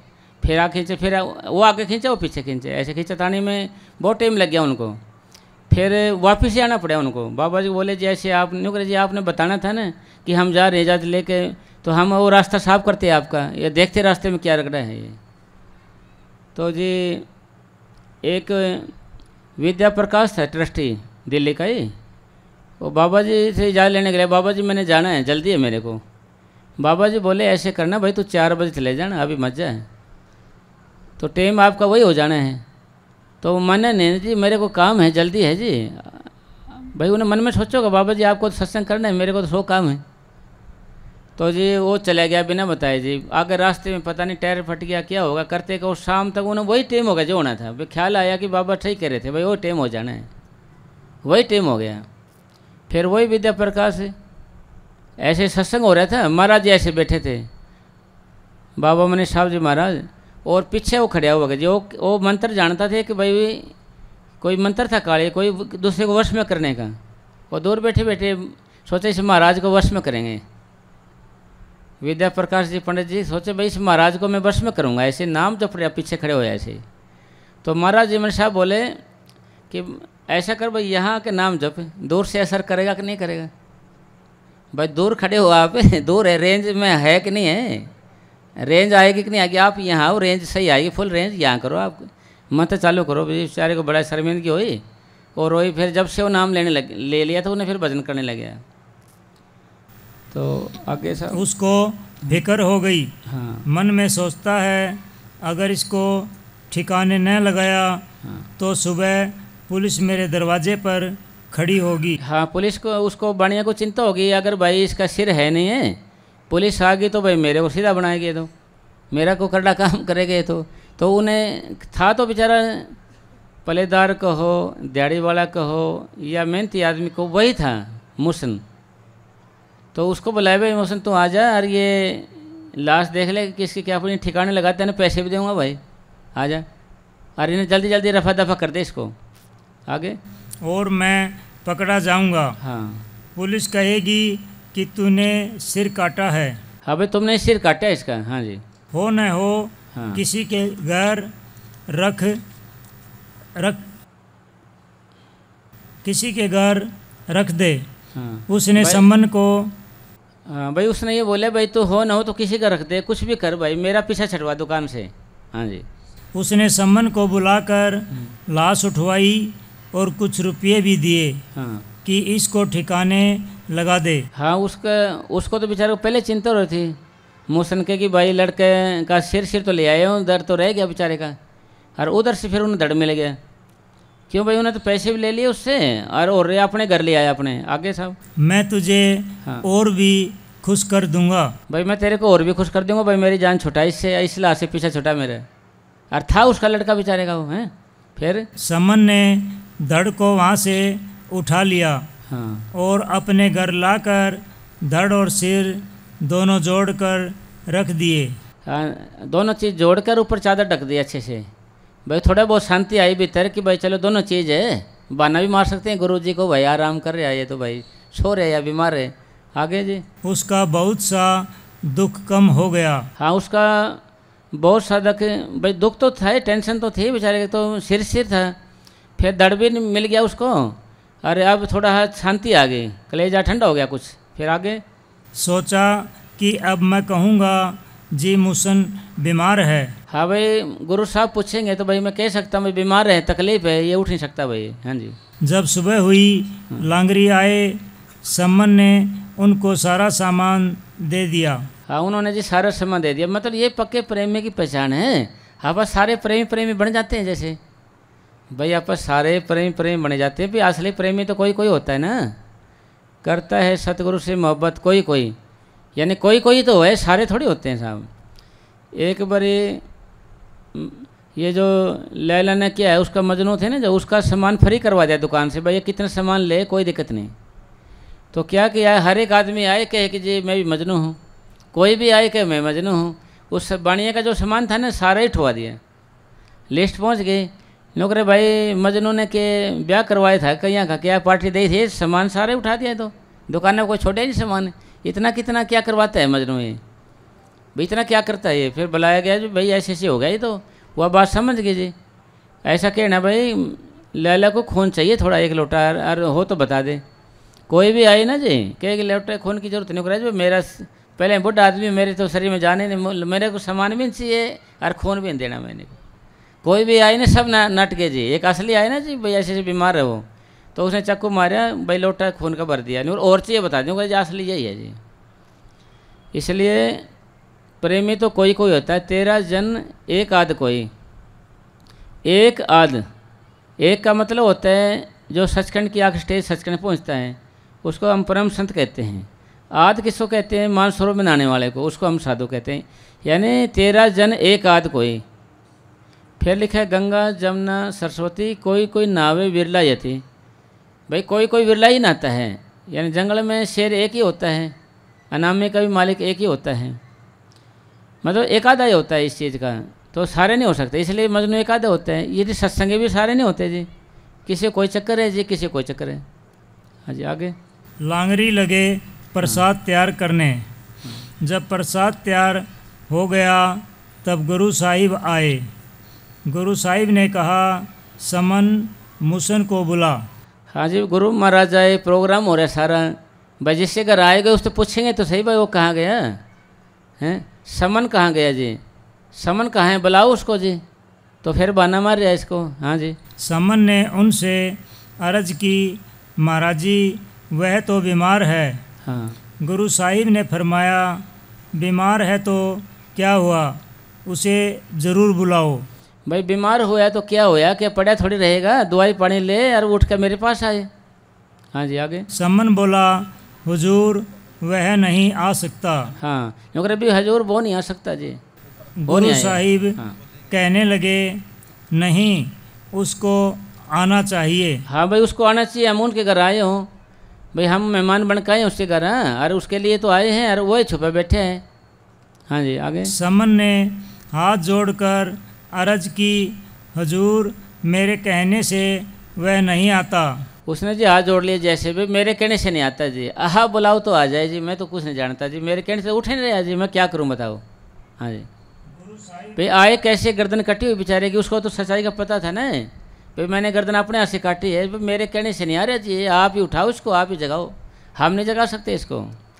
हाँ जी गुरु साहिब बोले अच्छा तो फिर मैं बुलाऊं। हाँ समन ने कहा जी हाँ ज़रूर बुलाओ। हाँ भाई आप बुलाओ, जरूर बुलाओ उसको जी। हाँ जी गुरु साहिब ने आवाज़ लगाई हाँ। मुसन उठकर बाहर आ जा। हाँ भाई मोहसन भाई उठ के बाहर आ जा, तेरे हम इंतजार में खड़े हैं।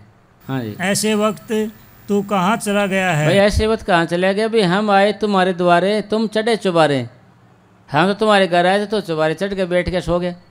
हाँ जी आए आगे। गुरु जी का इतना कहना था कि मुसन उठकर 9 होकर बाहर आ गया। और वो जी जो कहते हैं उसका लड़का जी तैयार होकर सही सलामत होकर बाहर आ गया जी। महाराज जी बोले नहीं आता क्यों नहीं है, वो ठीक हो गया, वो जीवनदान हो गया, उसको आ गया बाहर। और मुसन और समन दोनों गुरु साहिब के चरणों पर गिर पड़े। हाँ दोनों चरणों में गिर पड़े उसके साहब, क्योंकि वो तो जीवित हो गया ना जी, मरा तो था जो डक रखा तो उसने, भाई आता क्यों नहीं, बुलाया तो एकदम आगे। हाँ जी फिर जिन्होंने अपना तन मन गुरु को सौंप दिया उन्होंने अपना सब कुछ कुर्बान कर दिया। हाँ जिसने भाई तन मन सतगुरु सौंप दिया सारा कुछ, उसको सारा कुछ ही मिल गया। वे ही गुरु यानी की तन बेचे सतगुरु के पास 30 जन के कार्य रास, भाई सारा कुछ अपन दे देना सतगुरु के पास है तो सारा कुछ फिर सतगुरु आप ही आ जाते हैं। एक बारी फरीद साहब जी के टाइम की बात है, तो फरीद साहब जी का एक शिष्य था और वो जब भी बाहर जाता था वेश्या खाने, तो वो वेश्या उसको दुखी करती थी, परेशान करती थी। तो जी गया बाहर, आग की ज़रूरत पड़ी फरीद साहब को, नहीं कहा भाई ऐसे कर आग लेके आया, भाई आग लेके आया।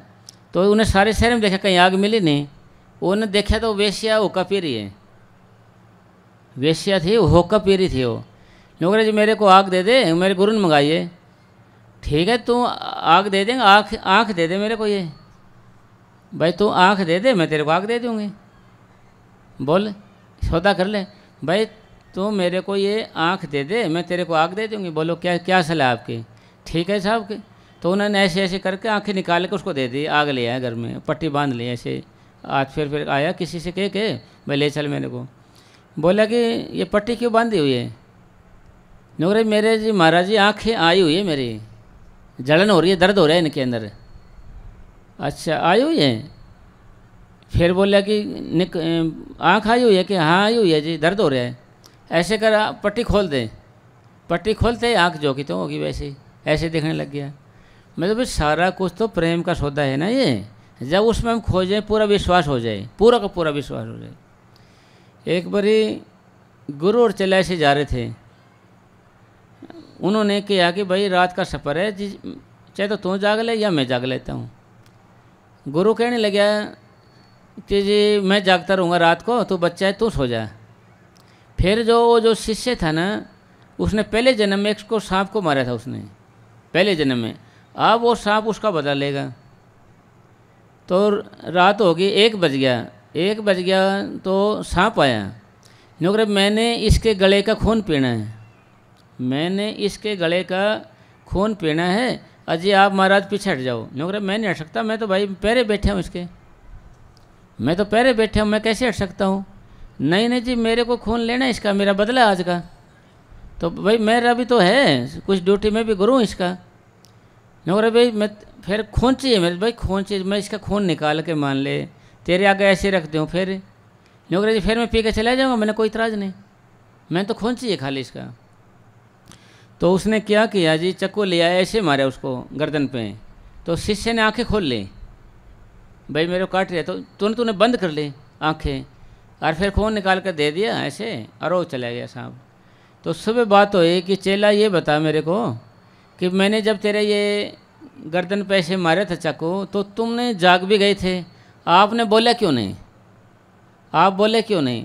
क्योंकि जी मैं बोलूँ तो जब ना कि आपके अलावा कोई और चाकू मारता मुझे, आपके अलावा कोई मुझे और चक्कू मार तब तो मैं कुछ बोलता है, मगर आप ही करे थे इसलिए मेरे को शक नहीं होया। इसलिए सतगुरु जो करता है हमारी भलाई के लिए करता है। हमारे लिए अगर दुख भेजता है सतगुरु तो इसमें हमारी भलाई होती है, अगर सुख भेजता है तो इसमें हमारी भलाई होती है, अगर इज्जत भेजता है तो इसमें भी हमारी भलाई होती है, अगर बेइज्जती भेज देता है तो इसमें भी हमारी भलाई होती है। और कोई जो हमें सेवा बख्शता है कोई, तो वो भी हमारे पाप होते हैं, उसको पाप में वो कटवाता है। भाई अगर तन से किसी ने ज़्यादा पाप करे होते हैं ना तो उसके तन से सेवा लेते हैं संत। किसी ने धन से पाप किए होते हैं, सतगुरु से धन से सेवा लेता है। जिन्होंने मन से जाप किया तो मन सेवा लेते हैं, जैसे कविराज पाठी वगैरह बना दिया। मतलब ये कर्मों के हिसाब से हैं।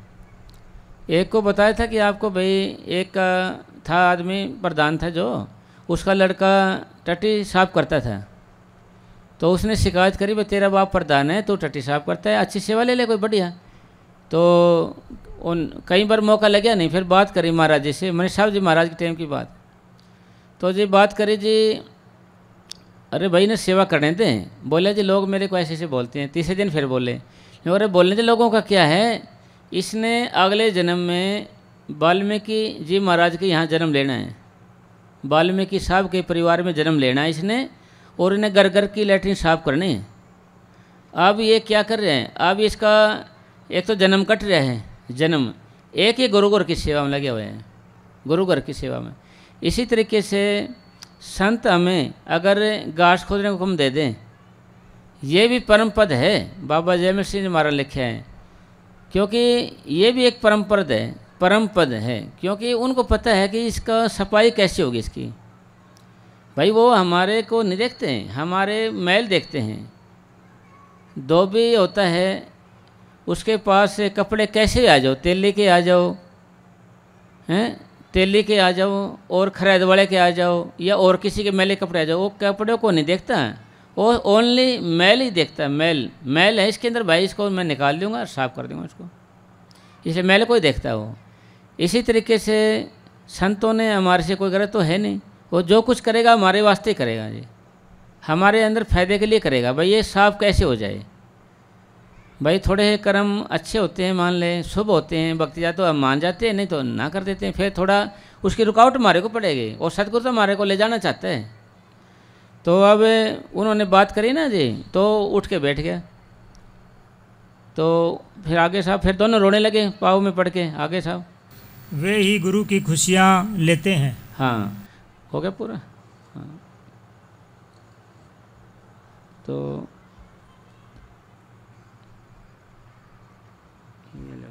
लास्ट का, हाँ तो इसलिए सतगुरु की दया मेहर से भाई हमारे अपने बस का कुछ नहीं है। सतगुरु हमारे इस लाइन में लाया है और वो हमें रख रहे हैं, वो हमारे से भजन करवा रहे हैं। हम तो उसके हाथों के कठपुतले हैं, वो जैसे नचाता वैसे नाचना पड़ रहे हैं साहब। और महाभारत का युद्ध खत्म हो गया साहब, तो अर्जुन कहने लगा जी मैंने ज़्यादा वीर मारे हैं, ज़्यादा वीर मैंने ही मारे हैं।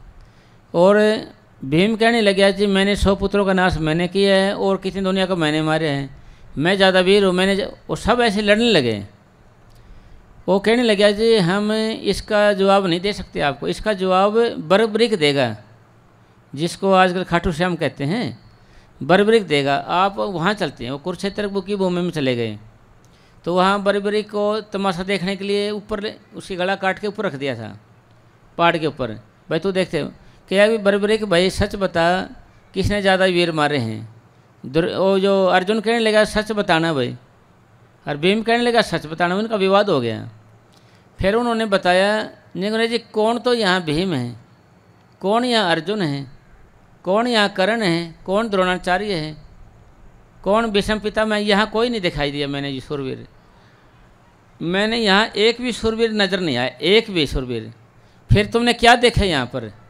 मैंने ये देखा कि पक्ष और विपक्ष की सेनाओं को, पक्ष यानी कौरवों की और पांडवों की सेना को सूर्यदर्शन चक्र काट रहा था, सूर्यदर्शन चक्र काट रहा दोनों सेनाओं का आपस में, और कोई योद्धा नहीं नजर आया मेरे को यहाँ पर, कोई वीर नज़र नहीं आया। तो वे सारे शर्मिंदा हो गए। इसी तरीके से सतगुरु हमारे को सेवा ले रहे भजन सिमरन की, भक्ति की, सिमरन और की, तो हमें उसका धन्यवाद करना है हमने। वे सतगुरु मेरा सौभाग्य है कि आप मेरी सेवा ले रहे, यानी अहम नहीं करना, अहंकार नहीं करना भी मैंने कुछ किया। अगर आप कुछ करोगे ना जी, मैंने कुछ किया, तो आप भोक्ता यानी कर्ता बन गए। आप अगर कर्ता बनोगे तो भोक्ता भी आप बनोगे। यानी फल कारण सेवा करे, तजे न मन से काम, कहे कबीर सेवक नहीं, चाहे चौगुना दाम। वो तो भाई तू सेवक कहाँ होया, चौगुना दाम में लेने लगे है। फल कारण सेवा करे, भाई 10 रुपये सेवा में दिए, चाहता है कि भाई 2 लाख मिल जाए मेरे इसके, और 1 घंटा काम करते हैं तो दिहाड़ी मेरे को 800 रुपये मिल जाए। ऐसे कैसे मिल जाए, पूरा टाइम चाहिए सतगुरु को भी। तो इसलिए अपने अगर फिर आप कुछ देते हैं, जैसे मान ले कुछ देते हैं, तो मान ले फिर भी कर्ता बन गया हमने नहीं दिया, सतगुरु ने हमारे को लायक बनाए हैं। भाई ये अगर देने की बात आती है ना, ये लिखा है कबीर साहब जी महाराज ने, भाई दिया भला किया बहुत किया उपकार, जो कोई कहेगा मुझ दिया बहुत सहेगा मार। भाई दिया तो भला किया, बहुत सहेगा मार, जो कोई कहेगा मुझ दिया बहुत सहेगा मार। इसका मतलब क्या है कि भाई अहंकार आ, मैंने इतना दिया कुछ, भाई अहंकार आ गया ना, मैंने कुछ दिया, तो फिर कर्ता बने तो भोक्ता बनोगे। 1 रुपया जब पैदा होता है, जब 100 पाप किए जाएं। 1 रुपया हमारे पूज्य परम समय साहब जी फरमाया करते थे, 1 रुपया सैकड़ों पापों का भार होता है।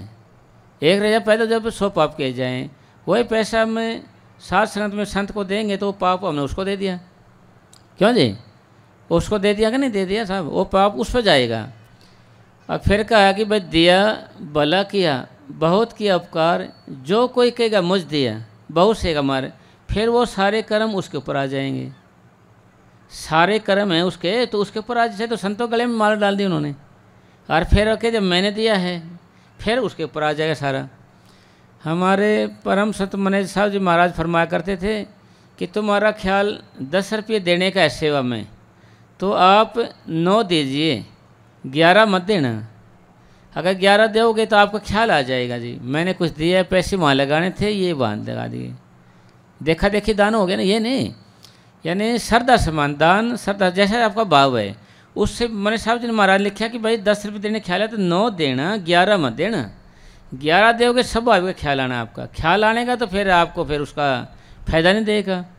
ये कहते थे भाई इस हाथ से दान दो, इस हाथ को पता न चले, जुबान पे आना किसी को कहना बहुत दूर की बात होगी। तो इसलिए अपन ने करना है, और बाकी अपन क्या करना है आगे साहब।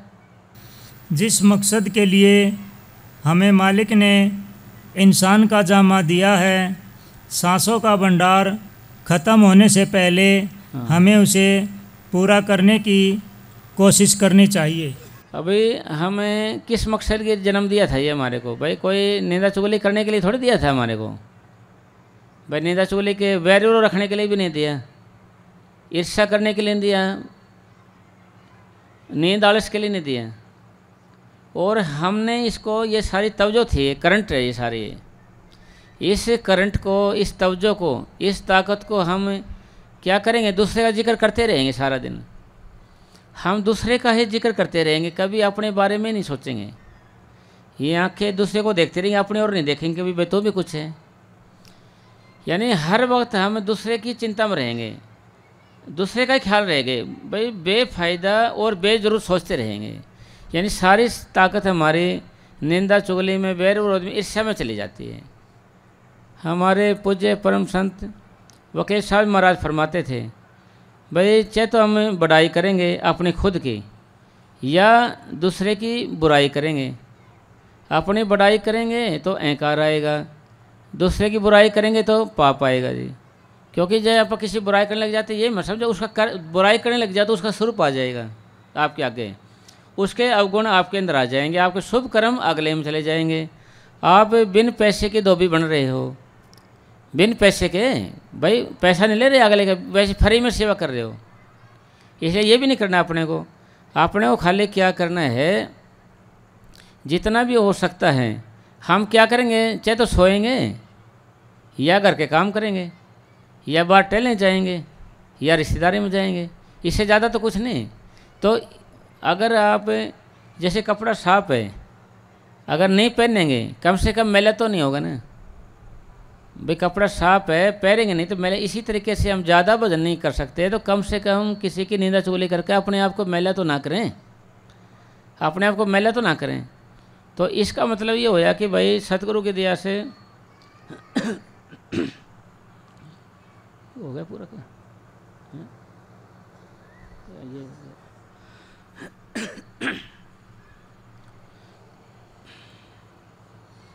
परमात्मा ने इंसान का जामा केवल अपनी भक्ति और प्यार के लिए बख्शा है। हाँ, यानी हमें जो जन्म मिला है ना, ये भजन के लिए दिया मालिक ने हमारे को। और ये मत समझना भाई आप जब आए से ये दुनिया जब चालू हुई है, या आप चले जाओगे दुनिया बंद हो जाएगी, या अब हैं तो कुछ फ़र्क पड़ रहा है? कुछ नहीं फ़र्क पड़ रहा है। ऐसे फरमाते हैं ना जी, बानिया चला जाता तो व्यापार चला जाता है। क्यों जी? बानिया गया तो व्यापार भी गया, बानिया आया तो फिर व्यापार आ गया। ठीक है ना जी। इसी तरीके से हम क्या करें? तो हमने करना क्या है साहब? हमने अगर हमें बाहर टहलने जाएंगे, ज़्यादातर बाहर टहलने जाएंगे, जब भी आप नामों को दोहराना सीख जाओ। अब अपनी आदत को नहीं, क्योंकि मन को बेफ़ायदा और बेजरूर सोचने की आदत पड़ गई है।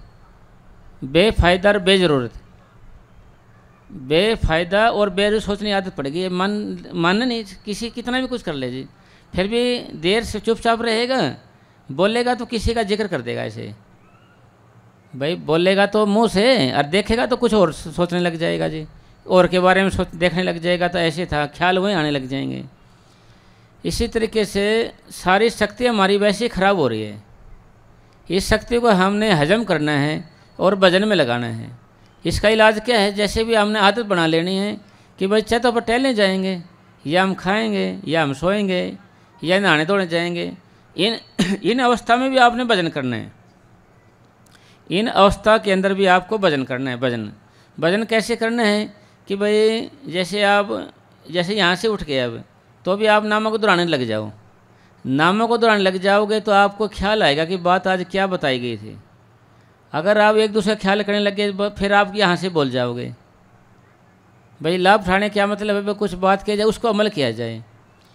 क्योंकि बातें सुनते सुनते, हमने सत्संग सुनते तो कितने दिन हो गए। स्वामी जी महाराज ने लिखा है, सत्संग करत बहुत दिन बीते, अब तो छोड़ पुरानी बाण। सत्संग करते करते तो बहुत दिन हो गए, पुरानी बाण पे पुरानी आदतों को छोड़ें। अब पुरानी आदत क्या है जी? भाई हम दुनिया का ही सिमरन करते रहते हैं। दुनिया का सिमरन छोड़ के हमने नामों को दोहराने में लगाना है अपने मन को। नामों को कैसे लगा सकते हैं आप? भाई जब तक आपको होश है, चेतनता है, आप नामों को दोहराते रहिए। ये भी एक आदत है। और हम क्या करेंगे? हम जब नाम पे बैठने लगेंगे, जब नाम याद करेंगे, वैसे नहीं करेंगे, और उससे मन हमारा नाम दोहराएगा ही नहीं। 1 घंटा बैठ जाएगा, 1 सेकंड 2 सेकंड दब के फिर हट जाएगा। फिर ज़्यादा बैठेगा तो फिर भी 1 आधे मिनट मुश्किल से जपेगा। इसलिए हम फिर आपके वजह ऐसा हो रहा क्यों है? क्योंकि हमारे जुबान पे नाम चढ़ नहीं रहा। चढ़ेगा कैसे? जब आप टहलने लग रहे, जब भी नाम दोहराने की आदत डालिए। आप लंगर पानी खा रहे, फिर भी नाम को दोहराने की आदत डालिए। सोने लग रहे हैं, जब भी आप नाम को दोहराने को आदत डालिए। कुर्सी बैठ गए हैं तो भी आप नाम को दोहराने की आदत डालिए। भाई इस तरीके से आदत डालेंगे तो ये पक जुबान चढ़ जाएगा। ये फिर क्या होगा? ये तो सिमरन को तो यह याद आने नहीं देता है। सिमरन को तो मन याद आने नहीं देता है, और औरों का ख्याल आता रहता है जी। ये जुबान है हमारी, ये झूठी है। झूठी बातों का ही ये ध्यान करती है, झूठी बातों का ही सिमरन करती है, झूठी बातों का ही चिंतन करेगी ये। तो नामों को दोहराएंगे पर ज़बरदस्ती, फिर कहेंगे जी हो नहीं रहा ये तो। भी छोटा बच्चा है, दवाई नहीं लेगा तो आप क्या करोगे? छोटा बच्चा है, दवाई नहीं लेगा तो आप क्या करोगे? आप उसको ज़बरदस्ती दोगे, क्योंकि रोग को दवा ही दूर करता है, दूसरी चीज़ नहीं करती। दूसरी चीज़ नहीं कर सकती ठीक, दवा। इसलिए दवाई चाहे तो ज़बरदस्ती ले जाए, या आराम से ले जाए, या धोखे में ले जाए। आखिर दवाई पेट में जब आराम लगेगा। इसी तरीके से सिमरन आप चाहे तो ज़बरदस्ती करो, चाहे तो आप ज़बरदस्ती करो इसको, या प्यार से करो, या शौक़ से करो, है ना, या फिर किसी तरीके से कहने से करो, यानी नामों को दोहराओगे जब पाप कटेंगे हमारे, वैसे नहीं कटेंगे। जब ही नाम हृदय धरो भेव पाप का नाश, जैसे चिंगी आग की पड़ी पुरानी घास। जब भी आप नामों को दोहराना शुरू करते हो तो पाप करने शुरू हो जाते हैं, और कोई तरीका, कोई दवा, कोई चारा नहीं है। अगर ऐसा होता, अगर मान ले ऐसा होता तो अब तक काम बन जाता, अब तक हम मालिक से बिछड़े हुए नहीं होते, तो अब तक हम मालिक से बिछड़े हुए नहीं होते अगर ऐसा होता तो। इसी तरीके से हमारे पूज्य परम संत मने साहब जी भी चौड़ा छोड़ गए, और हमारे पूज्य परम संत वकील साहब चौड़ा छोड़ गए, और अभी तक हमारी क्या है कि बैठने का ढंग नहीं आया हमारे को, हमने कैसे बैठना है भाई, एक आसन में हम बैठे रहना है लगातार, तो हमारा अब तक ये नहीं आया। तो बाकी तो भाई फिर हमारा ऐसे तो और भी समय गुजर जाएगा, एक दिन सारा समय निकल जाएगा ऐसे तो। इसी तरीके से सबसे पहले हमने क्या है कि हमने अपना आसन जमाना, एक आसन। फिर आप प्रश्न करोगे एक आसन का मतलब, भाई दूध की मलाई जब भी तैयार होती है, जब दूध को हिलाया ना जाए और हल्की आंख पे चढ़ाया जाए, आगे हिलते डुलते रहोगे ना तो ये मलाई नहीं बनेगी। मलाई का मतलब सिमटाव नहीं होगा, सिमटाव नहीं होगा आपका, तो आपका मन नहीं बदलेगा, मन आपका स्वभाव नहीं बदलेगा, आप जैसे थे वैसे ही रहोगे। आप भाई जैसे थे बैठ के उठ के अपना जैसे थे। भाई मन नामों को दोहराएगा, और फिर नाम को कब दोहराएगा ये, जब आप इसकी प्रैक्टिस करी जाएगी सारा दिन। भाई सारा दिन आप नामों को दोहराओगे ना, रात दिन का, भाई एक आधी मिनट का नहीं है। भाई आपके अंदर आलस है, चाहे पुरुषार्थ है, भाव है चाहे कुभाव है, आप भजन में लगे रहो। खाते पीते नाम ले, बैठे लेटे सोए, सदा पवित्र नाम है, उजला करे तोय। भाई जितना भी होगा ना आप नाम को जपना है। इसके लिए दादू साहब कहते हैं, भाई नाम लेके सिमरन ना करें, नाम लेके सिमरन ना करें तो इतना पाप चढ़ता है जितना कि दुनिया में हो रहा है, जितना कि दुनिया में हो रहा है। और नाम लेके सिमरन करें तो इतना फ़ायदा है कि मिनट मिनट पे सैकड़ों जन्मों की मन की मैले उतारता जाता है, मिनट मिनट पे मन की मैले साफ करता जाएगा ये। इसी तरीके से फिर ये भाई, और तीसरी बात क्या है कि ये तो हो गया है अपना। फिर तीसरा कि हमने एक जगह नहीं निश्चित करी कोई भी घर में। घर के अंदर जैसे बड़े बड़े मकान बना लेंगे हम, रसोई बड़ी बड़ी बना लेंगे, हॉल बड़े बनाएंगे, फिर भजन के लिए जगह नहीं बनाएंगे एक, और भजन के लिए नहीं बनाएंगे हम, और चीज़ों के लिए तैयार हैं। इसलिए आत्मा के कल्याण के लिए भी थोड़ा खर्चा करना पड़ेगा आपको, अलग सी जगह बनानी पड़ेगी, या एक कोने में पर्दा बनाना पड़ेगा ऐसे। क्योंकि अगर आप टाइम टेबल नहीं बनाओगे तो मन भजन ना करने के बहाने ढूंढता ही रहेगा जी, ये भजन करेगा ही नहीं। और ये तो मीठा ठग ऐसा भी है, करने नहीं देगा आपको भजन। भाई थोड़ा थोड़ा करके ऐसे ही सारी ज़िंदगी निकाल देगा। यहाँ है ना जी, प्यारे तेरे लारे रैन सारी उम्र को आरे, ये तो ऐसा आदमी लारे दे देगा सारी उम्र ऐसे टपा देगा। आगे बोल। अगर कोई इंसान का जामा हासिल करके उस परमात्मा की भक्ति नहीं करता, मालिक की खोज नहीं करता, उसका देह में आना व्यर्थ है। यानी ये आप आए हैं तो भाई मालिक की प्राप्ति के लिए आए हैं, मालिक को हासिल करनी है। फिर आप कहोगे जी मालिक को हासिल करके क्या फ़ायदा हमारे को।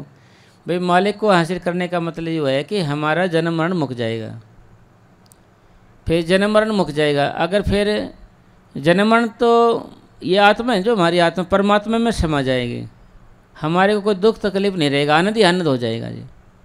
फिर कोई दिक्कत कोई परेशानी कुछ नहीं रहेगी। इसलिए हम ये करते हैं। अगर हम ऐसा नहीं किया तो मन फिर जन्म लेना पड़ता है, फिर मौत होती है, फिर जन्म लेना पड़ता है, फिर मौत होती है। और मौत के वक्त कितना दर्द होता है। 1,00,000 बिच्छू एक जगह डंक मारें या 1,000 बिच्छू एक ही जगह डंक मारे तो इतना दर्द होता है मौत के वक्त। जब हम कांटेदार झाड़ी को मुंह में डाल कर गुदा के रास्ते निकाला जाए तो कितना दर्द होगा, इतना दर्द मौत के वक्त होगा हमारे। इसलिए अपने को इसलिए करना पड़ता है। फिर ये समझा है ना कि भाई सुख में सिमरन सब करे, दुख में करे न कोई। यानी दुख में सिमरन सब करे, सुख में करे न कोई। जो सुख में सिमरन करे दुख काहे का होए। भाई संतों महात्मा ने ये बाहर का दुख नहीं कहा गया। बाहर का दुख है ना, जो बाहर का, इसको दुख नहीं कहा है। जैसे गुरु गोविंद सिंह जी महाराज थे अपने, देखो लड़ाइयाँ लड़ते रहे, बाद में बच्चे के भी चढ़वा दिया, सारा परिवार ही तबाह हो गया। उन्होंने बार को दुख नहीं कहा और फिर उन्होंने फिर भजन किया, भक्ति करी उन्होंने। गौरव साहब की कुर्बानी कितनी थी ना, तो उन्होंने बार का दुख नहीं कहा। और सारे संत महात्मा ने बार का देख ले साहब, सारे को परेशानी उठानी पड़ी, इन्होंने दुख नहीं कहा। उन्होंने कहा है कि भाई दुख में सिमरण का मतलब ये है कि भाई हम जब गर्भ में थे ना, गर्भ के अंदर में हम थे, क्या थे, उल्टे लटके हुए थे हम गर्भ के अंदर, और हमें 100 जन्मों की याद थी, 100 जन्मों की। और टट्टी पेशाब की जगह हमारा नाक मुँह था। और जठराग्नि, जठर प्लस अग्नि, मैंने पेट की अग्नि हमें जलाती रहती थी, बार बार शिकायत करती रहती है ऐसे। तो प्रार्थना करता था, मालिक मेरे को इससे निकाल, मैं तेरा नाम जपूँगा। यानी जन्म होने का नाम सुख कहा गया है, संतो महात्मा ने सुख का नाम दिया गया है। भाई बारी तो दुख तो आपको पता है, भाई गरीबी बीमारी निरादरी हो जाती है, आदमी को शरीर से दुख हो जाता है, मगर संतो महात्मा इसको नहीं। उन्होंने कहा कि भाई जब हम गर्भ में थे ना, उसको दुख है। जन्म होने का नाम संतो महात्मा ने सुख कहा है, सुख। फिर कहा जो सुख में सिमरण करे, यानी अब सुख है, ये आपका जन्म हो गया मान लिया, अब सुख में सिमरण करे, दुख काहे का होए, फिर हमें दुख नहीं होगा। दुख का मतलब ना तो हम गर्भ में जाएंगे, ना ही हमें कोई दुख होगा, ना तो हम गर्भ में जाएंगे, ना ही कोई दुख होगा। इसलिए इसको सुख दुख ये बताया गया संत, और कोई दुख नहीं है जी। तो हो गया पूरा गया। अरे शब्द बोल, हैं कितना टाइम हो गया? हाँ, अरे वहीं लगा दे, हाँ बैठ के लगा दे। इधर आ गया। धन धन सतगुरु तेरा ही आसरा। इसका था ना, हाँ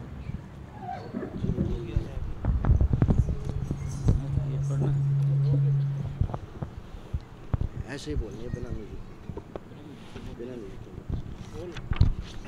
धन धन सतगुरु तेरा ही आसरा। सतगुर की सेवा सफल है, जे को करे चित लाए। सतगुर की सेवा सफल है, जे को करे चित लाए। मन चिंदया फल पावना, हो मैं विचों जाए, हो मैं विचों। बंद कर दिया गया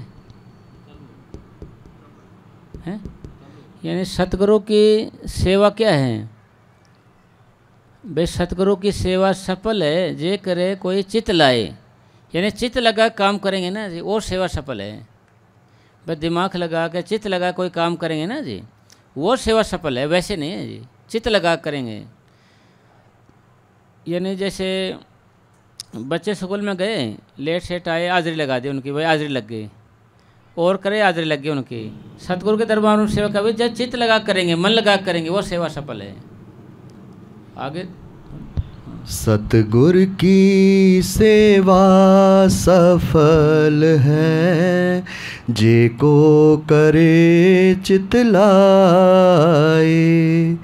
बंधन तोड़े मुक्त होए, सच्चे रहे समाए। सच्चे रहे समाए। सारी बातों का निचोड़ ये हुआ कि भाई बंधन तोड़ने हैं और अपन मुक्त होना है।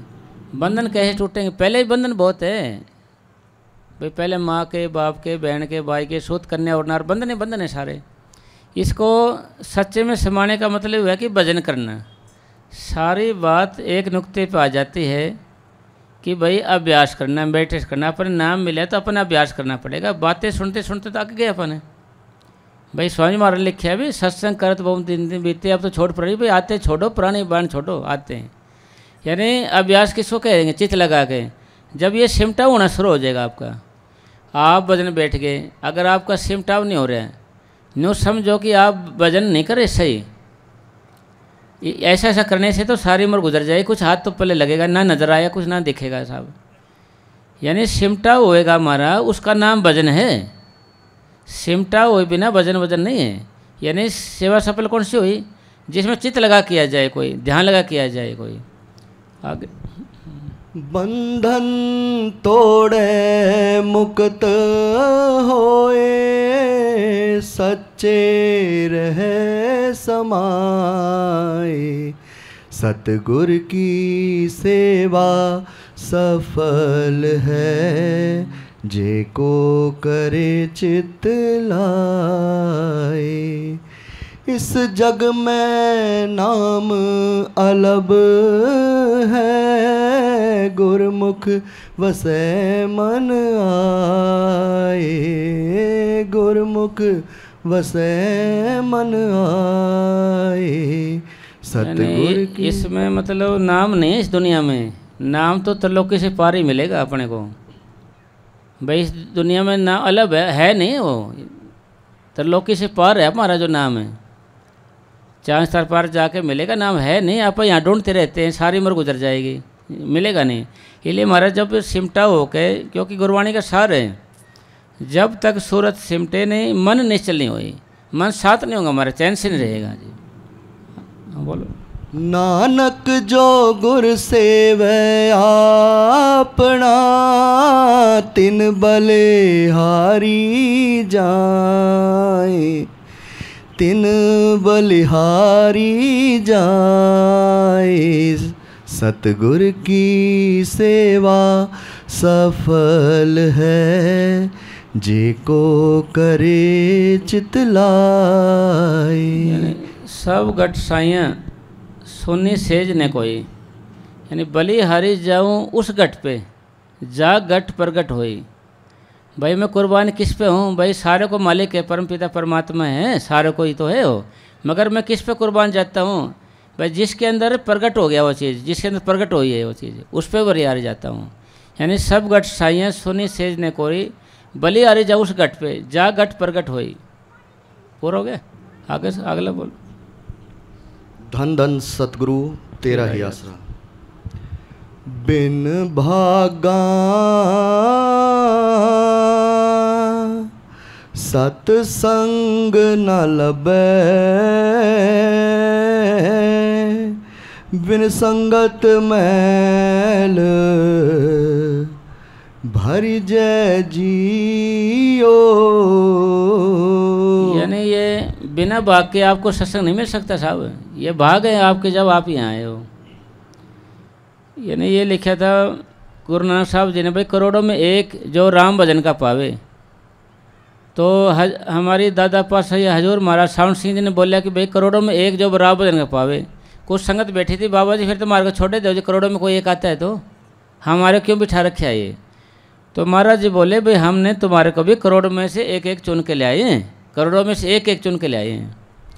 भाई जैसे यहाँ घास है, इसमें जीव है, चलते कितने जीव मरते हैं, सांस लेके जीव अंदर जाते कितने बाहर जाते हैं, नहाते तो कितने जीव मरते हैं, और जब रोटी खाते हैं ना उनमें भी जीव है। जेते दाने अन्न के बिन जीवा वाजन है कोई, जितने दाने खाते हैं ना उनमें सारे में जीव है, बिना जीव कोई नहीं साहब। हर जन संत मिलो मेरे भाई, हर जन संत मिलो मेरे भाई, मेरा हर प्रभ दसो मैं भुख लगाई, मेरी श्रद्धा पूर जग जीवन दाते, मिल हर दर्शन मन भीजय जियो, बिन भागा सतसंग न लबे, बिन संगत मैल भर जय जियो। यानी सत्संग का सुनने का फायदा के बारे में बताइए बात एक बारी, कि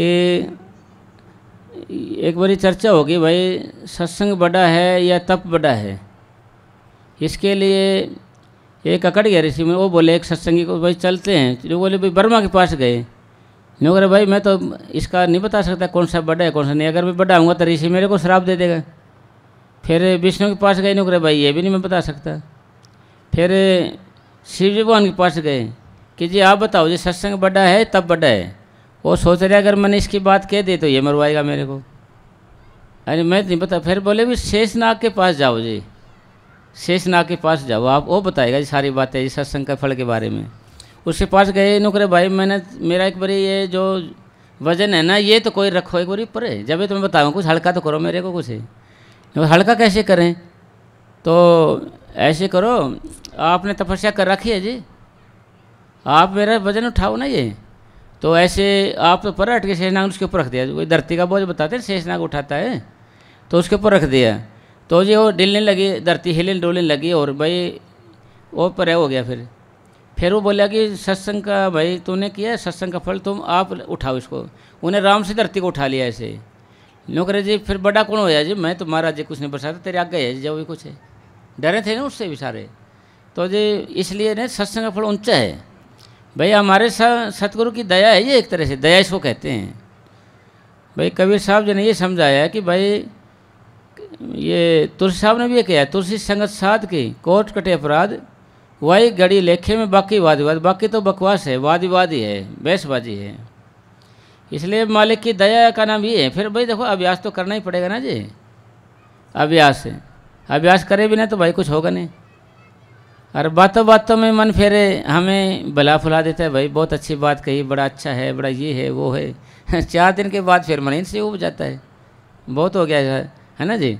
तो इसलिए इसका चक्कर बने रहता है। इसलिए इसको ये समझाओ प्यार से भाई, इसको नामों को दोहराने की आदत डालिए आप, इसको किसी तरीके से आज से ही डाल देनी है आप, आज से ही।